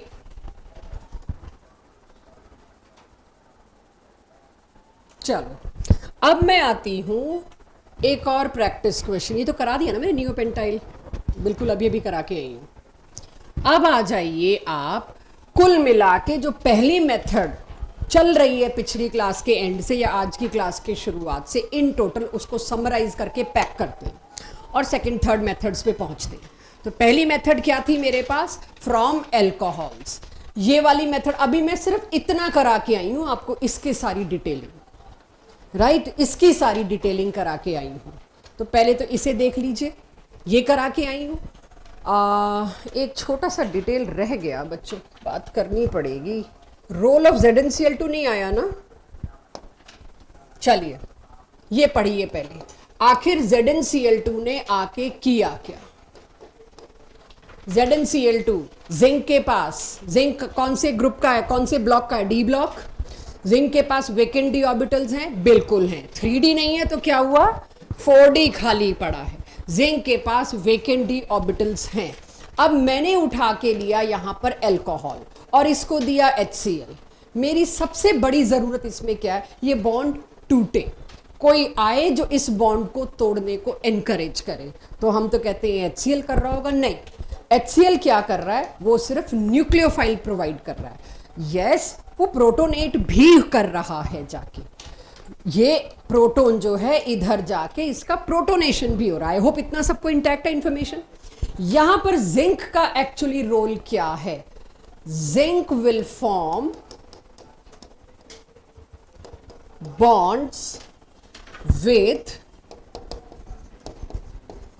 Lone pair of ROH। वो कौन सी कैटेगरी का बॉन्ड होगा, क्या बोलूंगी उस बॉन्ड को, जिंक के लोन पेयर में OH अपना लोन पेयर दे, कोऑर्डिनेट बॉन्ड। OH लीगेंड है, हमने OH को भी लीगेंड के तौर पे पढ़ा है, H2O को भी लीगेंड के तौर पे पढ़ा है, ROH अल्कोहल भी एक लीगेंड है। तो जैसे ही जिंक विल फॉर्म बॉन्ड्स, कौन से वाला बॉन्ड, ये आपका काम होगा ब्रैकेट में लिखना मेरे साथ साथ, कोऑर्डिनेट बॉन्ड। तो जिंक जो है वो अल्कोहल के साथ जाके कोऑर्डिनेट बॉन्ड बना लेगा। अब आप सोच के देखिए, जब जिंक के साथ O एक कोऑर्डिनेट बॉन्ड बनाए बैठा है तो O के ऊपर भी चार्ज आएंगे, O का भी कहिए तो अट्रैक्शन जिंक की तरफ गया, it will weakens the bond, it will weakens the RO bond या CO बॉन्ड, कुछ ही कह लीजिए। RO बॉन्ड को कमजोर करने का काम कौन करता है, ZnCl2। एनहाइड्रस लिया है, वाटर नहीं है साथ में। ROH के बॉन्ड, RO बॉन्ड को कौन वीक कर रहा है, ZnCl2 via formation of coordinate bond. तो ये काम था एनहाइड्रस ZnCl2 का कि वो C और O बॉन्ड को तोड़ने में हेल्प करे। क्लियर हो गया सबको, ये लास्ट क्लास से चल रहा था क्वेश्चन। अब ZnCl2 का रोल भी कैटलाइज यही करता है, चीजें कैटलिस्ट यही करती है कि जो प्रोसेस स्लो हो रहा है उसको फास्ट कर दो। और जाके हम सोच रहे हैं खाली प्रोटोनेशन से हो जाएगा, भाई 3 घंटे लग रहे हैं, मेरे को टाइम बचाना है, तो मैंने कैटलिस्ट दे दिया, 3 मिनट में हो गया वो काम। ठीक है, पैसेज ही बदल गया, पाथवे बदल गया, एक्टिवेशन एनर्जी कम हो गई, इसीलिए। हाँ जी, वाटर भी तो, हाँ जी, बहुत स्लो हट रहा है बेटा। कैटलिस्ट का काम है, जो काम 3 घंटे में हो रहा है वो 3 मिनट में हो। मेरा मैन पावर बहुत लग रही है, मेरा टाइम बहुत जा रहा है, तो चीज़ कॉस्टली होगी। कोई चीज़ एक दिन में अगर 100 लीटर बन रही है, उसकी कॉस्ट में कैसे कम कर सकती हूँ। सेम बिजली का बिल, सेम एम्प्लॉयज़ के साथ मैं एक दिन में वो 1000 लीटर बना लूँ। उसके लिए व्हाट इंडस्ट्री डज और what we do, we use catalyst. तो हर चीज़ को फास्ट करना कॉस्ट सेविंग है ही, तो हर जगह हम तो फास्ट चाहेंगे। कोई रिएक्शन मेरी मजबूरी है स्लो रखना, तो हम नेगेटिव कैटलिस्ट इस्तेमाल करेंगे, वरना कैटलिस्ट का रोल ही क्या है, रिएक्शन को बहुत जल्दी करना। और रिएक्शन जल्दी हो जाए, कोई फॉर्मेशन जल्दी हो जाए तो क्या क्या की बचत हो सकती है। ठीक है, चलिए। अब मेरे पास यहाँ पर आ जाता है जो हम समरी की बात कर रहे थे, या क्या क्या रिएक्शन किस किस तरीके से अल्कोहल से अल्काइल हैलाइड बनता था। मैंने ये कंप्लीट कर दिया, एक पॉइंट मिसिंग था, वो भी बात कर ली। दूसरा, क्या मैं अल्कोहल को कोई और हेलोजिनेटिंग एजेंट दे सकती हूँ या सिर्फ एचएक्स पे डिपेंड करना पड़ेगा? इनका कोई और खास डिटेल नहीं बता रही मैं आपको, सिर्फ एक बात चल रही है कि क्या और चीजें भी थी जो हेलोजन प्रोवाइड करती हो, अल्कोहल और साथ में मैंने क्या दिया, SOCl2। SOCl2 ऐसे SOCl2 सजा के नहीं मिलेगा, थायोनिल क्लोराइड, आपको नाम याद रखनी है, ठीक है? किसी को कुछ +1 से याद आ रहा है? SOCl2 जैसा एक और रिएजेंट था, SO2Cl2, उसका नाम था सल्फ्यूराइल क्लोराइड, आ रहा है थोड़ी देर में। तो SOCl2 इज थायोनिल क्लोराइड। इसके साथ सबसे कमाल की बात है, इंडस्ट्री इसी मेथड को प्रेफर करती है, बेस्ट मेथड। इतना रेपिटेटिव क्वेश्चन है ये बोर्ड्स का, और ऑब्जेक्टिव में कोई एक स्टेटमेंट होती है कि why this is best method. क्योंकि इस मेथड में फायदा क्या है, दो बाय प्रोडक्ट्स जो हैं वो गैस है। गैशियस बाय प्रोडक्ट्स की खास बात, बनते ही एस्केप कर जाएंगे। अकेला एल्काइल हैलाइड बचा, भाई मेरे को प्यूरिफिकेशन करने की जरूरत ही नहीं पड़ी। यहां तो मेरे को वाटर हटाना पड़ेगा, इवेपोरेट करना पड़ेगा, कुछ घंटे लगाने पड़ेंगे, कोई बंदा लगाना पड़ेगा, मेरे को सब कुछ करना पड़ेगा प्यूरिफिकेशन के लिए। यहां कुछ और बचता ही नहीं, बनते ही SO2 और HCl gas escape. That is why this is best method. अब ये आपको पता होना चाहिए, ये क्वेश्चन आता है, ये हर टेस्ट में आएगा, मेरे पास तो हर टेस्ट में आएगा। Why this is best method? Because two byproducts which are gaseous, they escape and I get pure product. तो दूसरी मेथड भी हुई खत्म। लिख रहे हैं ना, तो मैं एक छोटी सी चीज और लिखवानी है मुझको, किधर स्पेस बनाऊं। इसका मैकेनिज्म बाद में आएगा, SNI क्या होता है, अलग कलर से इसलिए लिख रही हूं कि आज अभी मेरे से कुछ पूछना मत, बाद में आएगा। Nucleophilic substitution internal, I stands for internal. बस यहां एक चीज बता सकती हूं अभी, इससे ज्यादा नहीं, क्योंकि 2 लेक्चर लगने हैं इस पे, SN पे, तब आएगा ये। इसमें नो कार्बो कैटायन फॉर्म। जब ऊपर सारे में कार्बोकेटायन चल रहा है, गलती से आप इसमें भी कार्बोकेटायन ना एज्यूम कर ले और शिफ्टे शुफ्टे करा के प्रोडक्ट ना बना दें। इसीलिए ये अभी से पता होना चाहिए, इस केस में कोई कार्बोकेटायन नहीं बनता। मैकेनिज्म जो पढ़ा है सिर्फ पहले का पढ़ा है, फर्स्ट मेथड का, और किसी का नहीं कमिट कर रही मैं अभी आपको। चलिए, अगर मैं अल्कोहल को PCl3 या PBr3 कुछ भी दूं तो ये रहे प्रोडक्ट्स, और अगर मैं PCl5 या PBr5 दूं तो ये रहे प्रोडक्ट्स। मेरे पास बोर्ड में क्वेश्चन था PCl3 और PCl5 दोनों के प्रोडक्ट्स पूछे हुए थे। ये तो मैंने खैर 100% सही किया, बट मैं ये कंफ्यूज हो गई किसमें POCl3 था, किसमें H3PO3 था। एक बच्चे की तरह वही सोच थी, मेन प्रोडक्ट याद रखा, बाय प्रोडक्ट रखा नहीं। कोई एक रिएक्शन थोड़े ही था, इतने सारे थे। और अब अगर हम अपनी बात करें, I am not flaunting, but हमारे टाइम सिलेबस बहुत ज्यादा थे। हमारे टाइम जो है 2 और चैप्टर थे, नाइट्रो पे, साइनो पे, अब तो वो काट दिए। 2 फंक्शनल ग्रुप और थे, और भी बहुत सी चीजें थी, बट एनीवेज लीव दैट। सो यहां पर आप मेन प्रोडक्ट तो RCl बता दोगे, एल्काइल हैलाइड, लेकिन इसमें आपसे गलती हो सकती है। एग्जाम्पल आपके सामने। एक में बना H3PO3 और एक में बना POCl3 या POBr3। तो ये आपको छोटी छोटी चीजें बाय प्रोडक्ट्स के हिसाब से देखनी है। अब आ जाइए सबसे नहीं, हाँ जी, H3PO3। अच्छा, करिए, करेक्ट करिए इसको, ब्रदर पूरा नोट करिए। मेथड डी पे आ रही हूं मैं, ठीक है। मेथड डी क्या था इसी में, यानी अभी भी बना तो अल्कोहल से ही रहे हैं, लेकिन हेलोजिनेटिंग एजेंट बदलते जा रहे हैं। PCl3 ले आई, PCl5 ले आई, या SOCl2 ले आई। इसी तरह से अगर रेड फॉस्फोरस के साथ ब्रोमीन या आयोडीन में से कुछ उठा लाओ आप, रेड फॉस्फोरस के साथ ब्रोमीन या आयोडीन के ले आओ, तो उससे भी यही बनता है, RI या RBr, कुछ भी। अब क्यों भाई, क्या होता है एक्चुअली, रेड फॉस्फोरस और ये मिलके बनाते ही PCl3 या PBr3 है, जो ऊपर ऑलरेडी मैंने रिएक्शन कवर कर लिया।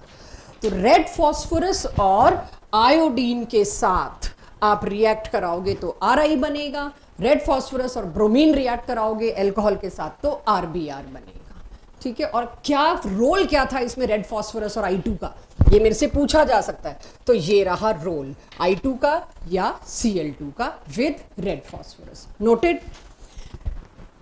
लास्ट, अल्कोहल को शायद ऐसा कुछ डिस्कस हो भी गया था, आई डोंट रिमेंबर, नहीं ये नहीं हुआ था, वो KI वाला हुआ था। यस, अल्कोहल को अगर NaBr और H2SO4 के साथ देते हैं तो भी वही सोडियम सल्फेट बनेगा। आयोनिक है ना, Br नेगेटिव, और Br नेगेटिव कहाँ जाएगा, OH पे, उसको रिप्लेस करके RBr।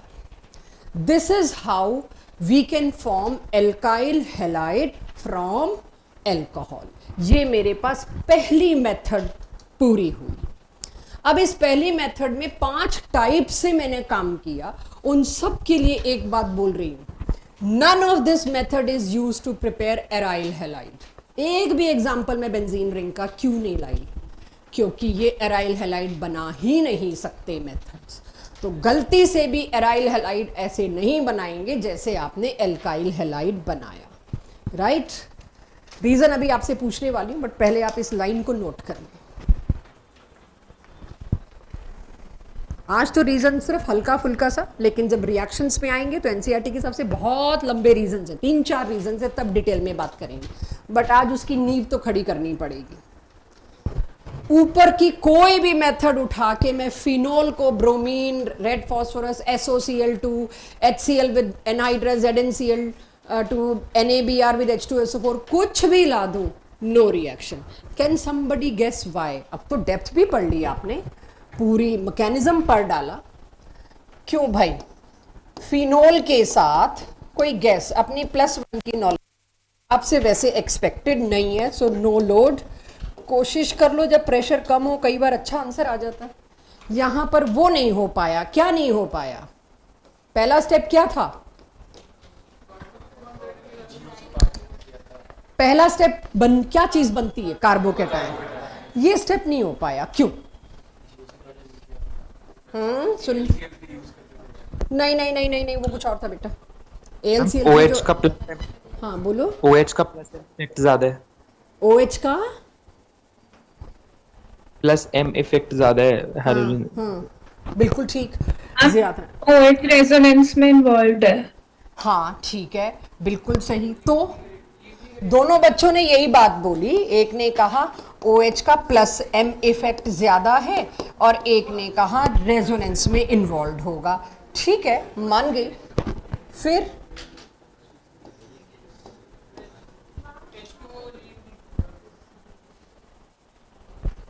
असिस्टेंट नहीं खड़ी, सेंटेंस बोलो। H2O लीव करना अगली बात, और कुछ? कहीं और जाओ, ठीक है, एक अंदाजा अच्छा है। और कुछ? नहीं नहीं, स्ट्रॉन्ग दे रही हूँ न्यूक्लियोफाइल, I नेगेटिव दे रही हूँ, सबसे बड़ा दाके दे दिया मैंने, स्ट्रॉन्गेस्ट।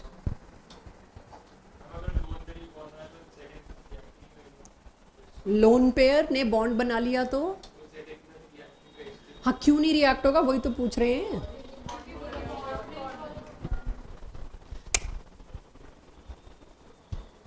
वो Zn देख लेगा।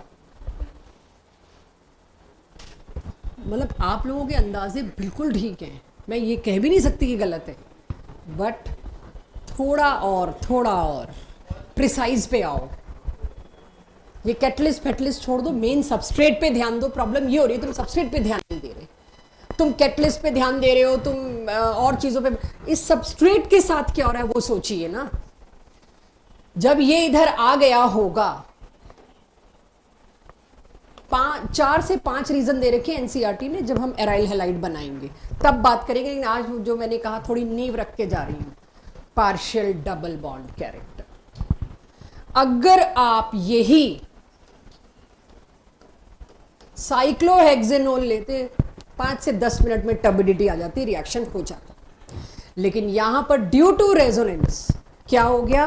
Partial double bond character, difficult to break. इसने टूटने से ही मना कर दिया। आ जाए ZnCl2, बेशक टूटने से ही मना कर दिया। भाई इसके पास 2 लोन पेयर थे, ZnCl2 को तो एक लोन पेयर मिल सकता है, एक रेजोनेंस में चला गया। Anything I can say to prove you wrong. जबरदस्ती आपको गलत साबित करने के लिए मैं कुछ भी बोल दूंगी जब तक सटीक जवाब नहीं आएगा। और इसका सटीक जवाब मेरे पास क्या है? Partial double bond character. Reason 4 है, उन चारों में से मेरे को एक भी नहीं मिला तो मैंने एक दे के आगे बढ़ रही हूँ। चारों रीजन जिस दिन ये प्रॉपर टॉपिक आएगा तब चलेंगे, ठीक है। Partial double bond character, focus एक ही बात पे, बॉन्ड टूटेगा कि नहीं टूटेगा, बाकी चीजों पे नहीं। बॉन्ड ही नहीं टूटेगा, आ जाए ZnCl2। Partial double bond. तो एरोमेटिक हैलाइड्स में आप इनमें से कोई भी एरोमेटिक हैलाइड्स बनाने के लिए इनमें से कोई मेथड यूज करने की कोशिश भी मत करिएगा तब तक जब तक हम ना बोले, राइट। चलो जी, हाँ हाँ बोलो। आप इस पे H पॉजिटिव क्यों हो? वो पहले तो भी अपना आपस में सारा डीलोकलाइजेशन है, किसको जगह देगा ही? अपना देगा ही नहीं। हाइड्रोकार्बन से कैसे एल्काइल हैलाइड बनता है, तो हम पहुंचते हैं +1 के चैप्टर हाइड्रोकार्बन में। फ्रॉम एल्केन्स, ये सारी सेम नोट्स उठा के मैंने एज इट इज स्लाइड्स उठा ली हैं। शायद कोई एक आधी इंफॉर्मेशन अलग हो, चाहे आपकी +1 की नोट्स कॉपी बनी पड़ी हो, फिर भी दोबारा बनाएंगे, याद तभी होता है एक एक चीज। सो एल्केन्स को अगर मैं हेलोजन से रिएक्ट कराऊं in presence of light, sunlight, ultraviolet light और HNu और ट्राइंगल माने हीट, कुछ भी लिखा हो सकता है, मतलब एक ही है। It is a photochemical reaction. Photochemical reaction का ऑर्डर क्या होता है? फोटोकेमिकल रिएक्शंस का ऑर्डर क्या होता है? काइनेटिक्स 0, बिना लाइट के वो होते नहीं, 0 ऑर्डर। फोटोकेमिकल रिएक्शंस में कुछ और भी इंफॉर्मेशन आई है काइनेटिक्स की, वो भी पूछूंगी, बट कैन आई से दिस इज 0 ऑर्डर रिएक्शन? ना ये डिपेंड कर रहा है तुम CH4 कितना ले रहे हो, ना ये डिपेंड कर रहा है तुम Cl2 कितना ले रहे हो, ये डिपेंड कर रहा है तुम HNu कितना ले रहे हो या ले रहे हो कि नहीं ले रहे हो। 0 ऑर्डर, और 0 ऑर्डर हमेशा अंडर स्पेसिफिक कंडीशंस होती हैं। चलिए, लाइट, HNu, या कहीं पर ऐसे हीट का ट्रिक बना हो ट्राइंगल, या कहीं पर अल्ट्रावायलेट लिखा हो, या कहीं पर जो गलती होगी और मेरी DPP में भी है 700 डिग्री सेंटीग्रेड लिखा हो। ये केल्विन नहीं, 700 डिग्री सेंटीग्रेड है, ये भी हाई टेम्परेचर है।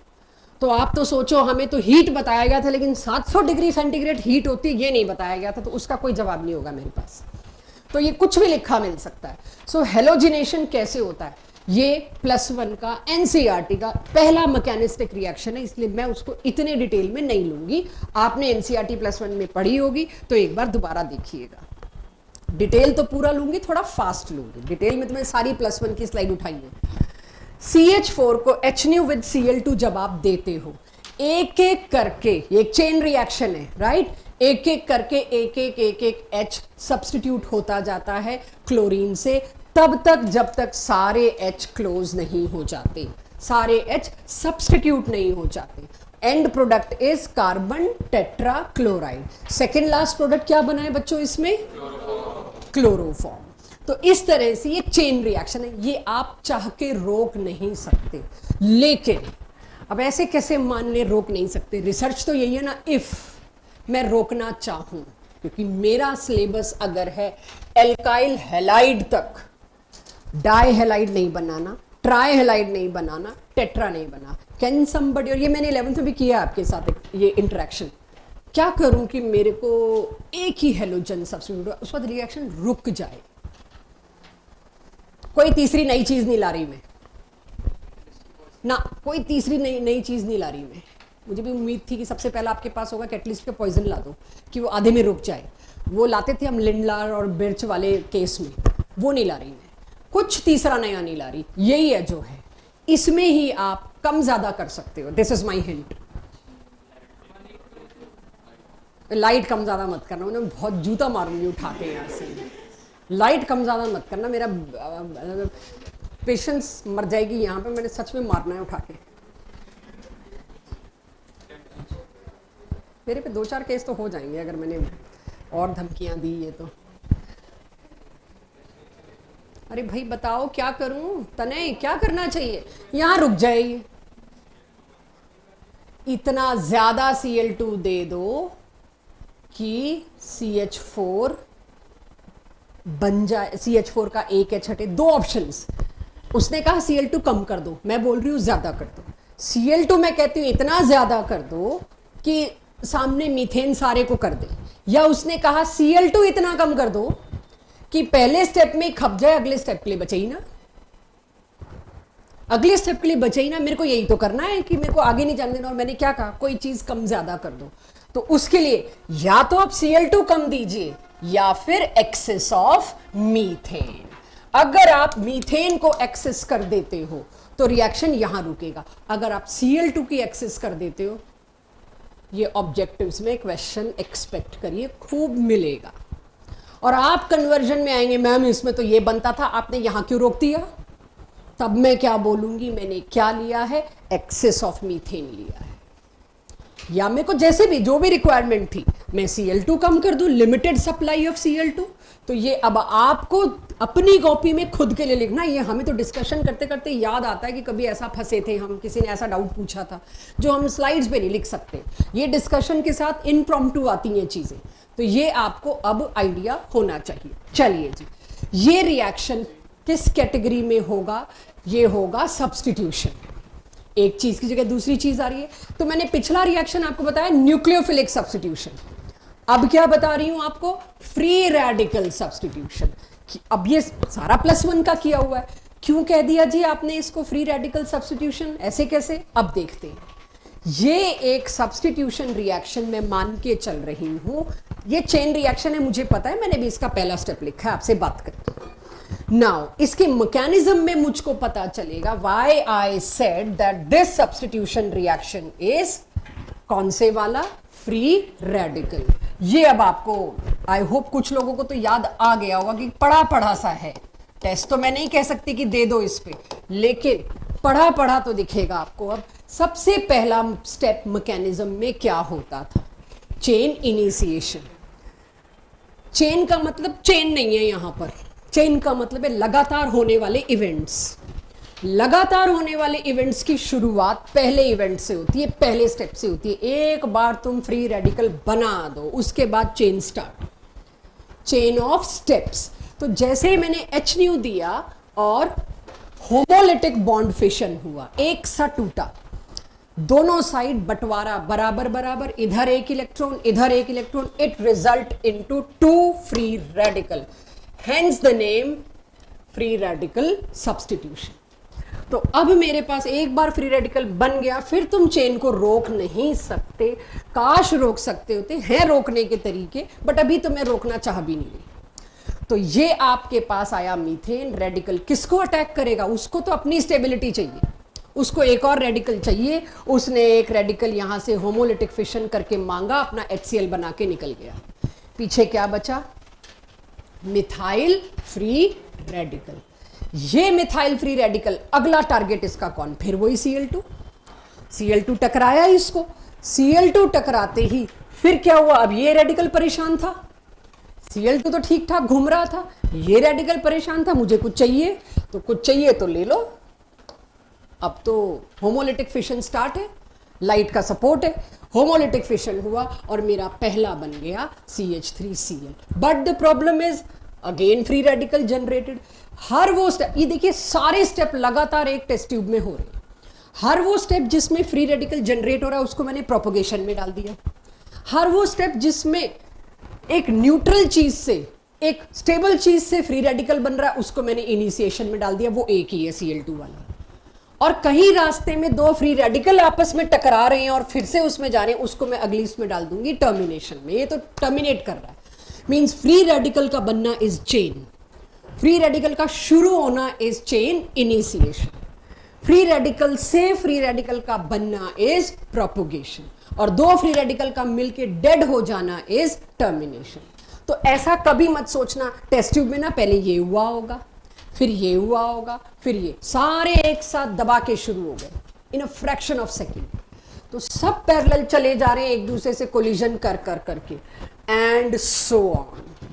ये तब तक चलता जाएगा जब तक एक भी H बचा हुआ है। ये +1 की कॉपी से उतारिएगा इसके नीचे के स्टेप्स।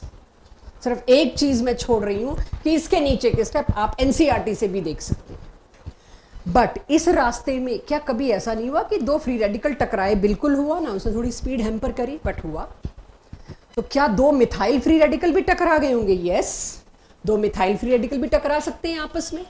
तो क्या एक CH3 और एक Cl फ्री रेडिकल भी टकरा सकता है? यस, ये तो मेरे इंटरेस्ट का है। कोई भी दो फ्री रेडिकल आपको और भी कोई रास्ते में मिले आप टकरवा सकते हो, यहाँ पे बना सकते हो, बट काम के तीन ही थे इसलिए तीन ही लिखे। चेन रिएक्शन का तो एंड नहीं है फिर, तो it doesn't mean only three. When you will write the complete mechanism, तुम्हें दो ऐसे रेडिकल शायद और मिल जाएं, चार मिल जाएं जिनको जोड़ के कुछ और बन रहा होगा। यस, वो सब के सब टर्मिनेशन का काम कर रहे हैं, इसीलिए ईल्ड कभी 100% थोड़े ना आएगी, कुछ तो इथेन भी बन जाएगा। क्लास 11th की हाइड्रोकार्बन की एनसीईआरटी बैक एक्सरसाइज का पहला सवाल है, why ethane is formed in halogenation of methane, explain. 12th का सिलेबस नहीं है तो बोर्ड्स में तो नहीं पूछेंगे, ऑब्जेक्टिव में तो सबसे ज्यादा लालची सवाल यही है। तो ये अब आपको पता चल गया, इथेन भी बनता है मिथाइल मीथेन के हेलोजिनेशन में। तो मीथेन के हेलोजिनेशन में कोई मेरे से पूछता और मैं प्रोडक्ट्स बताने लगती तो मैं 4 बताती, 1 2 3 4। How many products are formed? 4। How many products can be formed? Ethane भी बनता। और इसमें तो यूजुअली खैर हर जगह ये 4 और 5 नहीं पूछते, ऑप्शन होती हैं मल्टीपल करेक्ट। मैंने इसमें से जो हर बच्चा पकड़ लेगा 2 तो ऐसे दे दिए, तीसरा एक इथेन दे दिया, चौथा कुछ और दे दिया। इथेन का बनना किसी किसी को याद होगा, पता सबको होगा, लेकिन उस दिन ये बात याद रखनी है इस क्वेश्चन में, that is my mistake, that is where we all lack. तो उसके लिए क्या होता है, बार बार प्रैक्टिस, या भूल ना पाए। तो आज जो चीज आपको समझ आ रही है, याद आ रही है, आज आप टेस्ट में भी कर लोगे, वो उस दिन याद रहेगी। ये है थोड़ा सा क्वेश्चन मार्क, और उस दिन तभी याद रहेगी जब regular practice, regular test, don't wait for preparation, just attempt for questions, तब याद रहेगी। बार बार चीजें आगे आती रहेंगी। क्लियर हो गया सबको ये? तो 3 तरीकों से, सॉरी 3 स्टेप थे। First is initiation, second is propagation, third is termination. And highlight करके अलग से कह रही हूं बात को, इथेन का भी साथ में बनना। Anything left for noting down? हो गया सबके पास नोट? जो ये स्लाइड थी, तो ये मैंने +1 की एक स्लाइड उठाई, एक क्या 3-4 उठाई है कि इससे रिलेटेड सारा डिटेल में आपको बता दूं। सो अब आती है बारी, यानी ये मैं किस कैटेगरी में पढ़ रही हूं, एल्केन से एल्काइल हैलाइड्स कैसे बनाए जाते हैं। ब्रोमाइड बनाना है, लो जी Br2 ले आओ। आपको क्लोराइड बनाना है, Cl2 विद HNu ले आओ। फ्लोराइड और आयोडाइड के लिए क्या करूं, ले आऊं F2, फ्लोरीन गैस और HNu। जब पूछ रही हूं तो पक्का ना ही है, वरना तो ले आई होती है ना। तो फ्लोरीन और आयोडीन इतनी आसानी से आप इस रिएक्शन में इन्वॉल्व नहीं कर पाते हो। तो अब rate of halogenation, reactivity of halogen, सबसे ज्यादा एक्सप्लोसिवली जो रिएक्ट करता है वो करता है F2। फ्लोरीन को तो रूम टेम्परेचर पे नहीं ला सकते हम, फ्लोरीन को रूम टेम्परेचर पे नहीं ला सकते, उससे पहले फट जाएगा वो। क्लोरीन को भी रूम टेम्परेचर पे लाना है तो we have to be extra careful, काफी ज्यादा रिएक्टिव होता है। तो रेट ऑफ हेलोजिनेशन, रिएक्टिविटी का ऑर्डर फ्लोरीन टॉप मोस्ट, सभी जगह, यहां छोड़ो। सब्स्टिट्यूशन ऑफ H, इन सबके अब मैं एग्जांपल्स और क्वेश्चंस लेने वाली हूं एनसीईआरटी के, तो बहुत ध्यान से। ये सब अगेन +1 में कराया हुआ है, एग्जैक्टली सेम स्लाइड्स उठा के लाई हूं। H का सब्स्टिट्यूशन, टर्शरी H हमेशा सबसे पहले सब्स्टिट्यूट होने को दौड़ेगा, फिर सेकेंडरी, फिर प्राइमरी। एग्जाम्पल समझने के लिए मैं आपके पास लाई सिंपल प्रोपेन।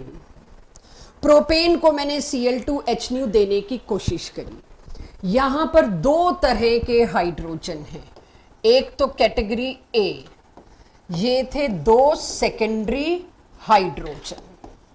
कितने सेकेंडरी हाइड्रोजन? 2। सेकेंडरी हाइड्रोजन क्यों कह रही? क्योंकि वो सेकेंडरी कार्बन पे जुड़े। और 6 ये क्या थे बच्चों? Primary hydrogen. पहले कौन निकलेगा, सेकेंडरी के प्राइमरी? सेकेंडरी। क्यों? अगर सेकेंडरी फ्री रेडिकल वाला, मतलब H जो है यहां से एज फ्री रेडिकल निकला तो ये वाला फ्री रेडिकल बनाएगा, और अगर B वाला निकला तो ये फ्री रेडिकल ये वाला बनाएगा। जैसे ही ये वाला माने प्राइमरी, जैसे कि आपने कार्बोकेटायन की स्टेबिलिटी का ऑर्डर देखा है, बिल्कुल वैसे ही फ्री रेडिकल्स की भी स्टेबिलिटी का ऑर्डर होता है ड्यू टू हाइपरकॉन्जुगेशन अगेन। तो रेडिकल्स की स्टेबिलिटी, रेडिकल्स का stability order is this, tertiary सबसे ज्यादा स्टेबल। तो H वहां से निकलेगा ना जहां से इंटरमीडिएट स्टेबल बन रहा हो, बॉन्ड वो टूटेगा जिसके टूटने के बाद सामने कुछ तो नजर आ रहा हो। तो कौन सा मेजर होगा यहां पे बच्चों? Major will be this and minor will be this. Intermediate कौन सा बनेगा? अब जो आपने दिया है Cl, उसका रेडिकल आएगा प्रोपोगेशन वाले दूसरे स्टेप में, वो आएगा और इसके साथ जुड़ जाएगा या इसके साथ जुड़ जाएगा। तो 2 bromo will be major product, 1 bromo will be minor product. तो ये आपके पास रिएक्टिविटी के साथ साथ, रिएक्टिविटी ऑफ हेलोजन के साथ साथ रिएक्टिविटी ऑफ निकलने वाला हाइड्रोजन भी है। कौन सा बॉन्ड जल्दी टूटेगा, कौन सा H जल्दी टूट के जाएगा, ये आपको इंटीजर टाइप में बहुत क्वेश्चन मिलेंगे। लोकेशन 1 2 3 4 5 दे रखी होगी। विच लोकेशन विल रिजल्ट फास्ट, कहां पे सबसे पहले मैकेनिज्म होगा, वो नंबर आपको देना होगा लोकेशन का। तो इस तरह के क्वेश्चंस बहुत आएंगे। डीपी डायरेक्ट फ्लोरिनेशन पॉसिबल नहीं है, बताई, क्योंकि फ्लोरीन इज हाईली रिएक्टिव, वो रूम टेम्परेचर पर ला नहीं सकते, एक्सप्लोजिव है। तो डायरेक्ट वो किसी एल्केन पर आए उससे पहले एटमॉस्फेयर से रिएक्ट कर जाएगा। तो डायरेक्ट फ्लोरिनेशन तो कभी भी पॉसिबल नहीं है, इनडायरेक्ट आएगा बहुत लेट। आयोडीनेशन में एक बहुत बड़ी समस्या समझिए, फिर साथ साथ भी नोट करिए। अगर मैं आयोडीनेशन लाऊं, बहुत देर हो गया आर लेते हुए, तो थोड़े ऐसे केसेस लाऊं जिस पे आप कंफ्यूज होते हैं। रिंग, एरोमेटिक रिंग, मैं इनके किसी कार्बन को नहीं हाथ लगा रही, अटैक किस पे होता है ये बात हिडन सी रह गई बात करने में। हेलोजन और H न्यू क्या बनाते हैं सबसे पहले बच्चों? Free radical. वो फ्री रेडिकल सिर्फ उन कार्बन्स को अटैक कर सकता है जिन कार्बन्स की हाइब्रिडाइजेशन इज sp3, या जो एल्केन वाला हिस्सा है, एल्कीन बेंजीन एल्काइन वाले हिस्से को देखेगा भी नहीं, सुपर सुपर सुपर सिलेक्टिव। तो इन 6 कार्बन को देखेगा भी नहीं। Radical will attack only to alkenic part, only to sp3 hybridised carbon. अब उसमें कौन सा? इसमें अगेन 2 कैटेगरी है, एक तो ये वाला हाइड्रोजन, एक ये वाला हाइड्रोजन। क्लास बताए मेरे को A और B हाइड्रोजन में फर्क क्या है, दोनों में से निकालने में क्या फर्क आ रहा है? इसकी लोकेशन, इसके बारे में कुछ, सॉरी, B वाला प्राइमरी है और A वाला गलत, बेंजाइलिक है। एलाइलिक थोड़ी है, एलाइलिक भी हो सकता था, बट बेंजीन के साथ वाली लोकेशन को क्या, मैंने हिंट भी पास किया, लोकेशन, ये वाली लोकेशन। बस ये चीजें पता तो सबको है, कि याद है कि नहीं वो मेरी समस्या होगी। ऑर्गेनिक में आप यही कहेंगे मैम याद नहीं हो रहा, तो याद तो है, यहां पे ये लगाना था, ये नहीं याद हो रहा। ये लोकेशन है बेंजाइलिक। बेंजाइलिक फ्री रेडिकल बहुत स्टेबल होता है, सेकेंडरी से भी ज्यादा। तो इसका ये मेजर प्रोडक्ट है एसर्शन, बिल्कुल करेक्ट जी। रीजन, क्योंकि ये सेकेंडरी है। नो, है सेकेंडरी, लेकिन ये उसकी स्टेबिलिटी की वजह नहीं है, स्टेबिलिटी की वजह उससे बड़ी है, दैट इज रेजोनेंस। वो चलो रेजोनेंस नहीं खोलती मैं अभी, that is benzylic carbon. Benzylic carbon पे डॉट आया भी होगा तो benzene ring will take care of it, घुमा देगा उसको, स्टेबलाइज कर देगा। सो इस हिसाब से अगर मैं चलूं तो मैं मेजर प्रोडक्ट, यहां सेकेंडरी वाले हाइड्रोजन को सब्स्टिट्यूट नहीं किया है मैंने। कौन से हाइड्रोजन को सब्स्टिट्यूट किया है? Benzylic hydrogen. तो इसके नहीं नोट्स बन सकते, ये क्लास के डिस्कशंस में ही आती रहेगी चीज, हर जगह नहीं नोट्स बना सकते। तो अगर मैंने ये कोशिश की, बन तो गया ठीक, प्रॉब्लम क्या है? बाय प्रोडक्ट बना HI, और ये जो HI है it is strong reducing agent. इतना स्ट्रॉन्ग रिड्यूसिंग एजेंट है, बनते ही यहां पे इससे रिएक्ट करके वापस मांग लेगा आयोडीन। आप देखिए आयोडीन की ऑक्सीडेशन स्टेट -1 और ये 0, बस वापस आ गया। ये रिड्यूसिंग एजेंट का काम क्या होता है? खुद ऑक्सीडाइज होना, हो गया। तो इस तरह से यहां पर ये रिवर्सिबल हो जाता है। तो आपके बोर्ड में कई बार आए हुए क्वेश्चन में है, क्या करें फिर? भाई ये तो रिवर्सिबल हो रहा है, कुछ ऐसा करे कि वापस ना आ सके। उसके लिए हमने क्या किया, पहले से ही रिएक्शन में कुछ स्ट्रॉन्ग ऑक्सीडाइजिंग एजेंट डाल के रख दिए कि HI बने तो उसको बिजी करने के लिए कोई बैठा है, तो HI बनते ही क्या होगा, strong oxidising agent will take care of it. कौन कौन से स्ट्रॉन्ग ऑक्सीडाइजिंग एजेंट हम ले सकते हैं, HNO3, HiO3 एटसेट्रा, जो आगे और मिलेंगे उनको भी यूज कर लेंगे। HNO3 और HiO3 क्या करते हैं, देखिए HI क्या कर रहा है, I2 में कन्वर्ट कर रहा है। तो अब ये इसको आप सेंटेंस बना के आई होप प्रॉपर एक्सप्रेस कर सकते हैं इंफॉर्मेशन को कि HiO3 और HNO3 I2 से रिएक्ट करके, सॉरी HI से रिएक्ट करके प्रिवेंट करते हैं इस बात को कि HI वापस I2 ना बना सके। तो आयोडीनेशन के साथ थोड़ी सी केयर करनी है, और फ्लोरिनेशन आप डायरेक्ट नहीं कर सकते, और कहीं नहीं इसके बारे में, आप एनसीईआरटी में किसी भी चैप्टर में नहीं है, चौथे चैप्टर तक ये बात नहीं है, किसी और केस में भी नहीं है। फॉर ब्रोमिनेशन रेट का फर्क देखो, हम ये तो जानते हैं टर्शरी हाइड्रोजन सबसे पहले सब्स्टिट्यूट होने की तैयारी में है, but can you see the difference, और याद आ रहा होगा ये +1 में किया है, 1600 गुना तेज है as compare to primary rate, और अकेला इंडिपेंडेंटली रेट पे क्वेश्चन पूछा गया पास्ट ईयर्स में, रेट की वैल्यू पता होनी चाहिए, 1600:82:1, ये भी आपसे एक्सपेक्टेड है यहाँ पे। और क्लोरीनेशन में है फर्क, लेकिन उतना स्ट्राइकिंग नहीं है जितना इसमें है।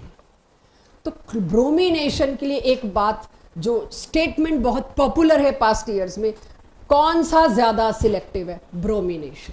ब्रोमिनेशन के सामने तुम 13 सेकेंडरी हाइड्रोजन ला दो एक बड़े स्ट्रक्चर में, और एक टर्शरी हो, वो चुन के एक टर्शरी पे जाएगा, इतना हाईली सिलेक्टिव है। सेकेंडरी कहाँ ही इसके आसपास आ पाएगा, 5, 6, 7 सेकेंडरी हो, 1600 के पास तो नहीं आ पाएगा। तो चलिए वो तो मैं कहते कहते कोई भी नंबर कह दूं, लेकिन ये बिल्कुल एग्जैक्ट है कि मेरे पास 9 प्राइमरी पड़े हो और एक टर्शरी पड़ा हो, ब्रोमिनेशन किसको चुनेगा, टर्शरी को। तो अगर मुझे सिलेक्टिवली हिट करना है टर्शरी कार्बन पे लगे हुए हाइड्रोजन को, तो I will choose bromination not chlorination.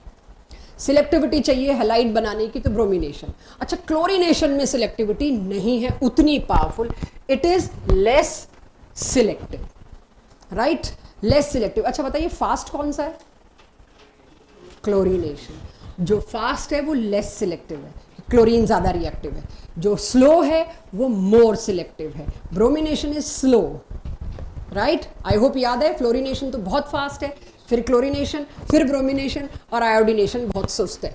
चलिए इस बात को अब समझते हैं। मेरे को क्वेश्चन में सब कुछ स्टेटमेंट में नहीं पूछा जा रहा, पूछा तो रिएक्शन में जा रहा है। अगर मैं आइसोब्यूटेन का ब्रोमिनेशन करूं, आंख बंद करके, ओनली प्रोडक्ट ये, क्योंकि एक टर्शरी और बाकी के 9 प्राइमरी, सिलेक्टिविटी का रेट बहुत तगड़ा। क्लोरीनेशन करूं तो क्या है, तो भी मेजर तो यही है, लेकिन माइनर भी ठीक ठाक है। ये करीबन 45% के आसपास बन जाएगा, मैं अप्रॉक्स बता रही हूँ, और ये यूजुअली 54 के आसपास। वो 1% कहाँ गया वो हिसाब मत पूछना मेरे से, बट ये मेजर है, लेकिन बहुत मार्जिनली मेजर हुआ है। तो सिलेक्टिविटी तो कम हो गई, मेरी ईल्ड कितनी खराब है, प्यूरिफिकेशन का चक्कर, मुझे जो चीज चाहिए थी वो 54% मिली, जो चीज नहीं चाहिए थी उसमें मेरे देखिए कितना कॉस्ट बर्बादी होती है। तो सिलेक्टिविटी और नॉन सिलेक्टिविटी का मतलब इस क्वेश्चन से आपको समझ आया होगा, पूरी तरह से यही बनना वॉज सिलेक्टिविटी, और इसमें इसके अलावा और भी कुछ बनना इज नॉट सिलेक्टिविटी। दोनों ही बना दिए इसने, ठीक है, क्लियर हुई ये बात। सिलेक्टिविटी का मतलब क्या है। अब मैंने सेकेंडरी का केस नहीं लिया जो बड़ा एक्सक्लूसिव और एक ही बार आया हुआ ये क्वेश्चन है, ये किसी बुक में नहीं मिलता। हम पिछले 5-6 साल से कोशिश कर रहे हैं इसके ऊपर हमें और क्वेश्चंस मिले, आए हुए या कुछ क्रिएट किए हुए नहीं मिलते। मतलब मिलते जुलते तो क्रिएट में कितने ही कर लूँ, बट समथिंग इनोवेटिव, तो वो कॉन्सेप्ट आप हमेशा याद रखेंगे, उसके लिए मैं लिखवा रही हूँ। यहाँ मैंने लिखा है जब भी प्राइमरी और टर्शरी में मुकाबला होगा आपकी सिलेक्टिविटी जीतेगी, राइट। और उसमें कोई प्रोबेबिलिटी नंबर कितना, चांस इसके ज़्यादा थे, इसका नंबर ज़्यादा था, प्रोबेबिलिटी फैक्टर सीन में ही नहीं आएगा। अब ये होता क्या है प्रोबेबिलिटी फैक्टर, इसे नोट करिए, शायद नोट करते करते कुछ क्लिक करे, कुछ चमके, तो मैं भी कुछ क्लिक करवाऊँ आपको। प्रोपेन, जब जब तुमको प्राइमरी और सेकेंडरी में कंपैरिजन करना होगा तो ध्यान से, प्राइमरी और टर्शरी में बड़ा क्लियर कट कंपैरिजन है।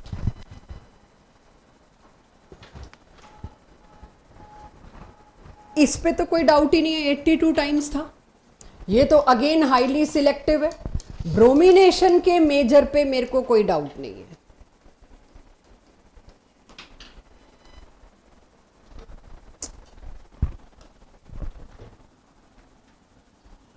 ये माइनर नहीं है बच्चों, अगर लिख लिया हो तो मैं एक्सप्लेन करूं। जब जब प्राइमरी वर्सेस सेकेंडरी है आपको प्रोबेबिलिटी फैक्टर काउंट करना है, यानी गिनती। क्लोरीनेशन में कोई मेरे को याद दिलाए, 1:2, 3.8:2। अब इसमें कितने प्राइमरी हैं, हाइड्रोजन कितने हैं प्राइमरी, 6, और सेकेंडरी कितने हैं, 2। तो अब अगर मैं इसको करूं, किसका नंबर ज्यादा आता है प्रोडक्ट, सेकेंडरी का। प्रोबेबिलिटी फैक्टर में गिनूं, सेकेंडरी मेजर होना चाहिए ना, 6 यही था ना, 3.8 प्रोबेबिलिटी फैक्टर काउंट करेगा। तो इसमें भी फिर माइनर मैंने ठीक ही लिखा था इसका मतलब, बट ये निकाला किससे है मैंने बच्चों, प्रोबेबिलिटी फैक्टर से। बिल्कुल ठीक जी, ये माइनर होगा, निकाल के दिखा दिया आपको मैंने। आंसर हमेशा किससे निकालेंगे, प्रोबेबिलिटी फैक्टर से। और प्रोबेबिलिटी फैक्टर का लाइव एग्जांपल आपके सामने दे दिया कि कैसे मैंने काउंट किया। अगर इसमें प्राइमरी होते 9, अगर इसमें प्राइमरी होते 9 तो मेजर प्रोडक्ट क्या होता, मेजर पूछ रही हूँ। हेलोजिनेशन में यार, ब्रोमिनेशन तो इतना क्लियर कट है ना, उसमें तो कभी भी नहीं आपको कोई करेगा। सबसे ज्यादा पास्ट ईयर में ब्रोमिनेशन आया हुआ है, हम यहाँ बैठे सोच रहे हैं क्या पता क्लोरीनेशन आ जाए तो उसके लिए तैयार करें। इसलिए हमें क्लोरीनेशन पे क्वेश्चन नहीं मिल रहे पास्ट ईयर में, क्योंकि कभी आया ही नहीं। वी आर जस्ट प्रेडिक्टिंग, अगर आ गया तो वो आपका चेक है। प्रोबेबिलिटी फैक्टर बुक्स में नहीं दे रखा होता, ये सिर्फ क्लासरूम्स में आती हैं बातें। तो ये तो इतनी बार आया हुआ, मैं ये नहीं पूछ रही है तो आप कर लोगे, यू विल किल इट। लेकिन मैं अगर ये आया तो मैं उसकी बात कर रही हूँ।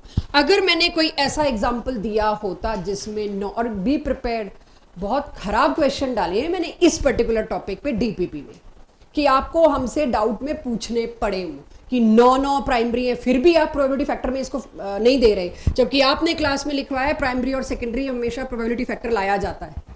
I am waiting for these questions कि आप लाएं, क्योंकि मुझे पता है मेरी डीपीपी में गए हैं। उस दिन आपसे बात करूंगी कि एटलीस्ट ये आता हो आप। तो अगर ये आता हो तो अब अगर मैंने कोई ऐसा एग्जाम्पल दिया होता क्लोरीनेशन में जहां 9 प्राइमरी होते और 1 सेकेंडरी होता, तो कौन डोमिनेट करता उसमें, प्राइमरी, जबकि रेट सेकेंडरी का ज्यादा। तो इस चीज के लिए तैयार रहिए। कुछ ऐसी चीजें हैं इस रिएक्शन में जो क्लासरूम में नहीं बात की जा सकती, बात होती है जब वो टिपिकल क्वेश्चन आता है। आई डोंट वांट मैं गिनती के जो 4 अच्छे क्वेश्चन इस टॉपिक के डाले, चारों क्लास में करा के स्पून फीड करा दूं, वो मैं नहीं चाह रही। लाएंगे डाउट्स तो जरूर बात होगी उसके बारे में, ठीक है। आई होप इतना क्लियर। तो अब आज जो पढ़ा है उसकी प्रैक्टिस करते हैं। मुझे इसका बताइए, क्या मैंने ये ठीक लिखा है, इज इट करेक्ट या कुछ गलती की है।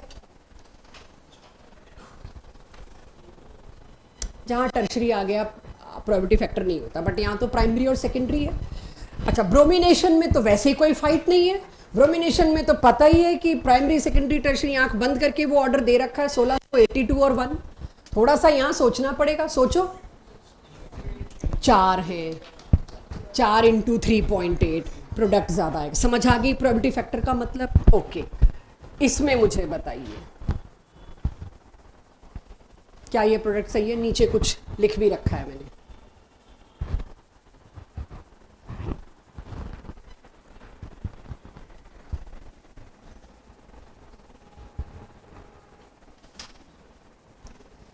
कितने प्राइमरी हैं।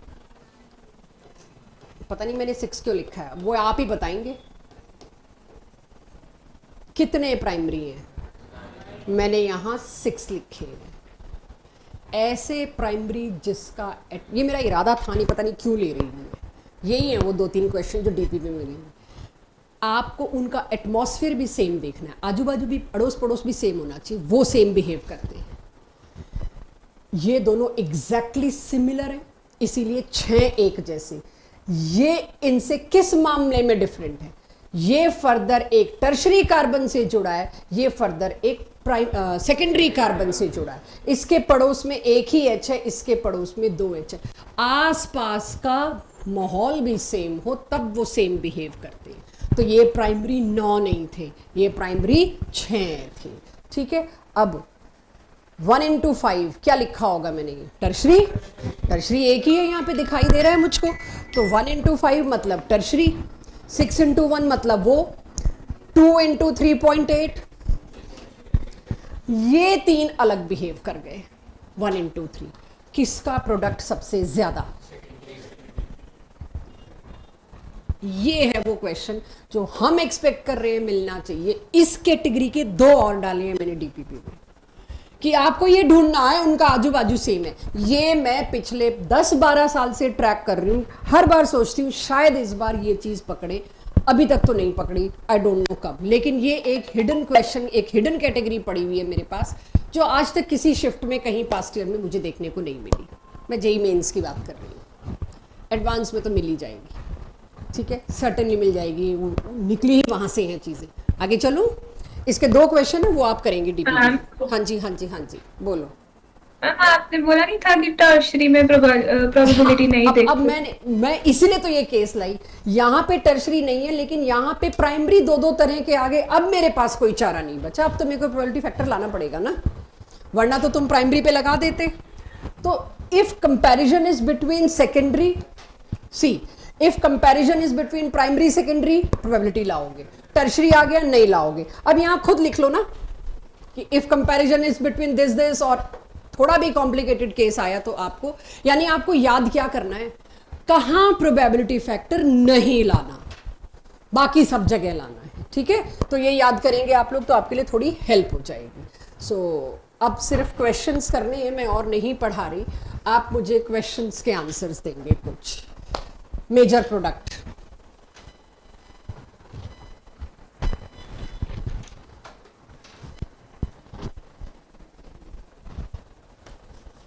लाओ दीपिंदर, करो कोशिश।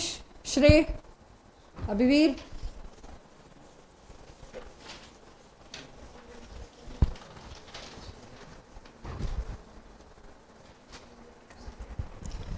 सात्विक ने बना लिया और बिल्कुल मतलब करेक्ट बनाया है, तो देखना करेक्ट ही बनाया। हाँ, तो बोलने का कष्ट क्यों नहीं करते? रखा हुआ है क्लास का मैंने, वो बोलेंगे। नौकर चाकर मेरे सारे हैं। चलो बताओ क्या बनाया, इसका नाम दो। बनाया है ना तुमने, है ना, दिख रहा है, मतलब मैं तो पहचान रही हूँ तुम्हारी राइटिंग, तो जवाब दो। सही बनाया है क्योंकि। हाँ जी, बाकी लोग वरदान लाओ भाई। इसका काम क्या होता है? आज की क्लास कुछ नहीं है, अब तुम नहीं कह सकते +1 में पढ़ा नहीं था। ये दोनों मिलके क्या करते हैं वरदान? फ्री रेडिकल बनाते हैं। ठीक है, फ्री रेडिकल जाएगा किसी को सब्स्टिट्यूट करने। आज जो पढ़ा उसके बेसिस पे, मेरे को बड़े बड़े टॉपिक नहीं पता, उसके बेसिस मेरे को आंसर देना हो। फ्री रेडिकल वाला हैलाइड सिर्फ उस कार्बन पे अटैक कर सकता है जो sp3 हाइब्रिडाइज्ड हो। इन दोनों को तो छुएगा भी नहीं। तो जब इस पे, और ये दोनों लोकेशन सेम है, बिल्कुल सेम है, तो किसी भी एक जगह डबल बॉन्ड को छूना नहीं है आपने। किसी भी एक जगह, सॉरी, Cl लगा दो, दैट्स इट। क्या मेरे को कोई सजेस्ट कर सकता है? इसके लिए मैंने किसी भी एक जगह, यहां वहां, ये सब करके एक शब्द दे सकते थे। कहां लगाऊं Cl? अरे भाई, जियो टर्मिनल, एलाइलिक पोजीशन। एलाइलिक के सामने तुम टर्मिनल बोलोगे, क्या क्या बोलेगा सामने वाला? टर्मिनल। सो जब एलाइलिक पिछली क्लास से गाना गा रही हूं तो थोड़ा सा तो यूज करना शुरू कर दो ना बच्चों। लोकेशन क्या मैं इसको, क्योंकि मेरे पास क्वेश्चन है, इनमें से किस किस में एलाइलिक सब्स्टिट्यूशन हो रहा होगा, पेपर छप रहा है। क्या करोगे तुम एलाइलिक पोजीशन को? भूल जाओगे ना, आज तो देखो याद रहेगी, आज का तो मैं नहीं कह रही, 3 महीने बाद भूल जाओगे इसको। Start doing it. तो ये क्या, ये रिएक्शन एलाइलिक सब्स्टिट्यूशन का एग्जाम्पल है। यस, ये होना चाहिए आपकी कॉपी में लिखा हुआ। तो यूं बैठ के दर्शक ना बने, ये होना चाहिए कॉपी में। तो I don't need spectators please. इसका आंसर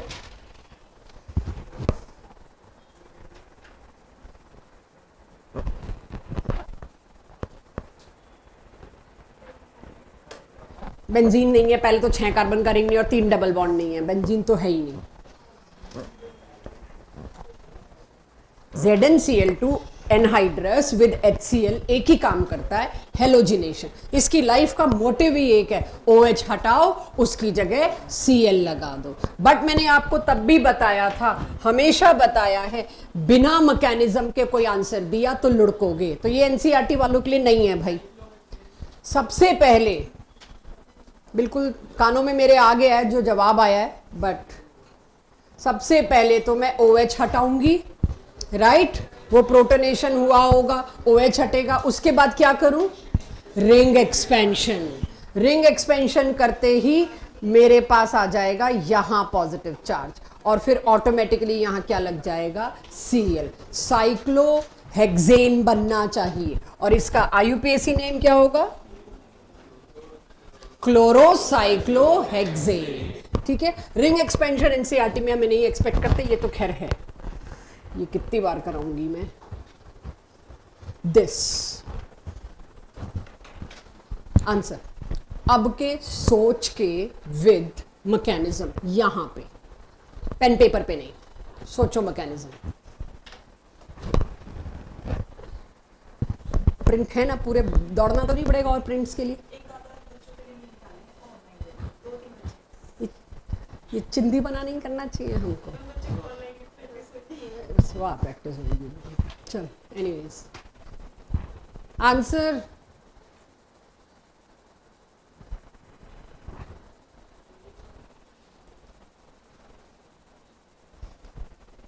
इतना औखा था? 1 2 3 ऑनलाइन वाले सो गए हैं। कौन सी लोकेशन पर Cl लगेगा? 1 2 3 4 5 6 7, 3 या 7 में किसी कोई भी, तो इसी कोई लोकेशन का नाम एलाइलिक। तो माधव तो कहेगा जो भी पूछे मैं एलाइलिक बोल दो, आज एलाइलिक पे ही खड़ा कर रखा है मेरे को। डबल बॉन्ड का पड़ोस वाली लोकेशन हमेशा एलाइलिक होती है, तो ये भी एलाइलिक सब्स्टिट्यूशन था बच्चों।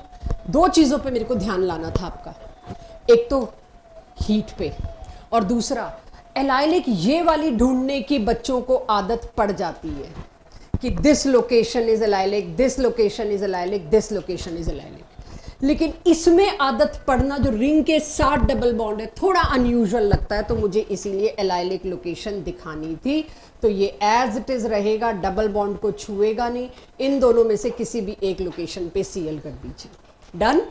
क्लियर सबको? ये NCERT का क्वेश्चन है लास्ट आज के लिए, इन टेक्स्ट क्वेश्चन, और इसका एक पार्ट, शायद सेकंड पार्ट 2018 या 19 में जेई में भी आया। C5H12 में एक आपको ये एल्केन दे रखा है, राइट? फॉर्मूला एल्केन बता रहा है, कुछ और है? फॉर्मूला एल्केन बता रहा है ना, गुड।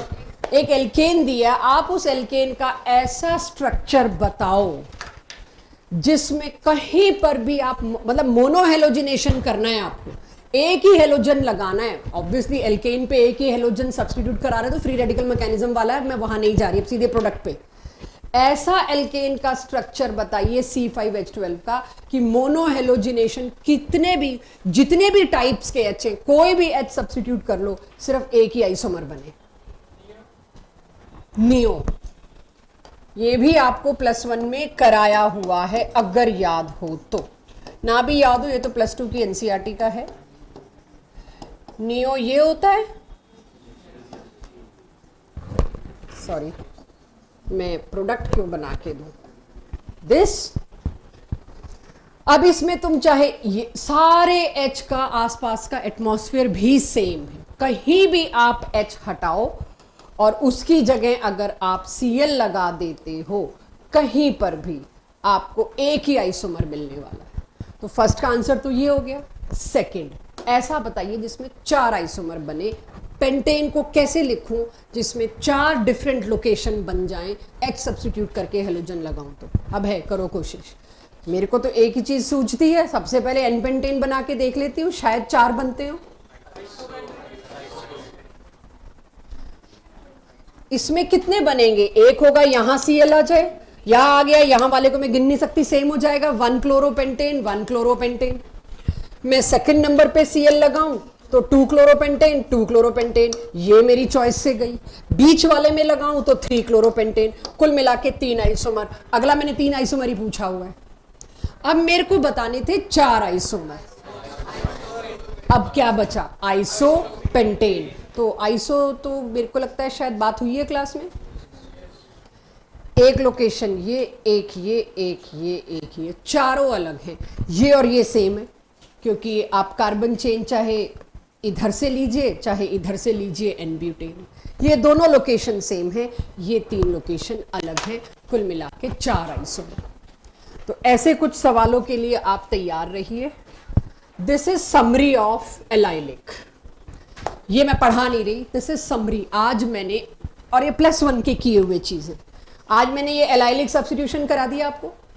ये आपको +1 में करवाया गया है, बट जिनको नहीं करवाया गया उनको बता दूं, इससे ज्यादा किसी को नहीं कराया जाता +1 में। इस यहां से मैं नेक्स्ट क्लास स्टार्ट करूंगी एलाइलिक सब्स्टिट्यूशन से, लेकिन आज के टेस्ट में ये क्वेश्चन हो सकता है, होगा। मुझे ये देखना है क्लास के आखिरी के 2 मिनट में जो मैं कंटेंट देती हूं उसको आप जान छुड़ाने के लिए पकड़ते हैं या याद रखने के लिए। मात्र 6 या 7 क्वेश्चन है टेस्ट में, ये मिलेगा, याद करो। कोई सवाल पूछे बिना याद करो। समझ लो एग्जाम जाने से 10 मिनट पहले कोई इंफॉर्मेशन मिले। देखो देखो, NBS, ये N ब्रोमोसक्सिनिमाइड एक रिएजेंट है जो super selectively bromine allylic location पे लाके देता है। इसी तरह से SO2Cl2, थोड़ी देर पहले पूछा था मैंने, एक SOCl2 है, एक है SO2Cl2, सल्फ्यूराइल क्लोराइड। इसका काम है क्लोरीन को चूज करके एलाइलिक पोजीशन के H की जगह सब्स्टिट्यूट कर देना। You get only these 3 things for allylic substitution. अब हाँ, ये हो सकता है हीट की जगह 700 डिग्री आ जाए, या 500 केल्विन आ जाए, या 900 केल्विन आ जाए, कुछ भी ऐसा आ सकता है। ठीक है, उसके लिए तैयार रहिए। That's all for today's class. चलें, आप टेस्ट दें।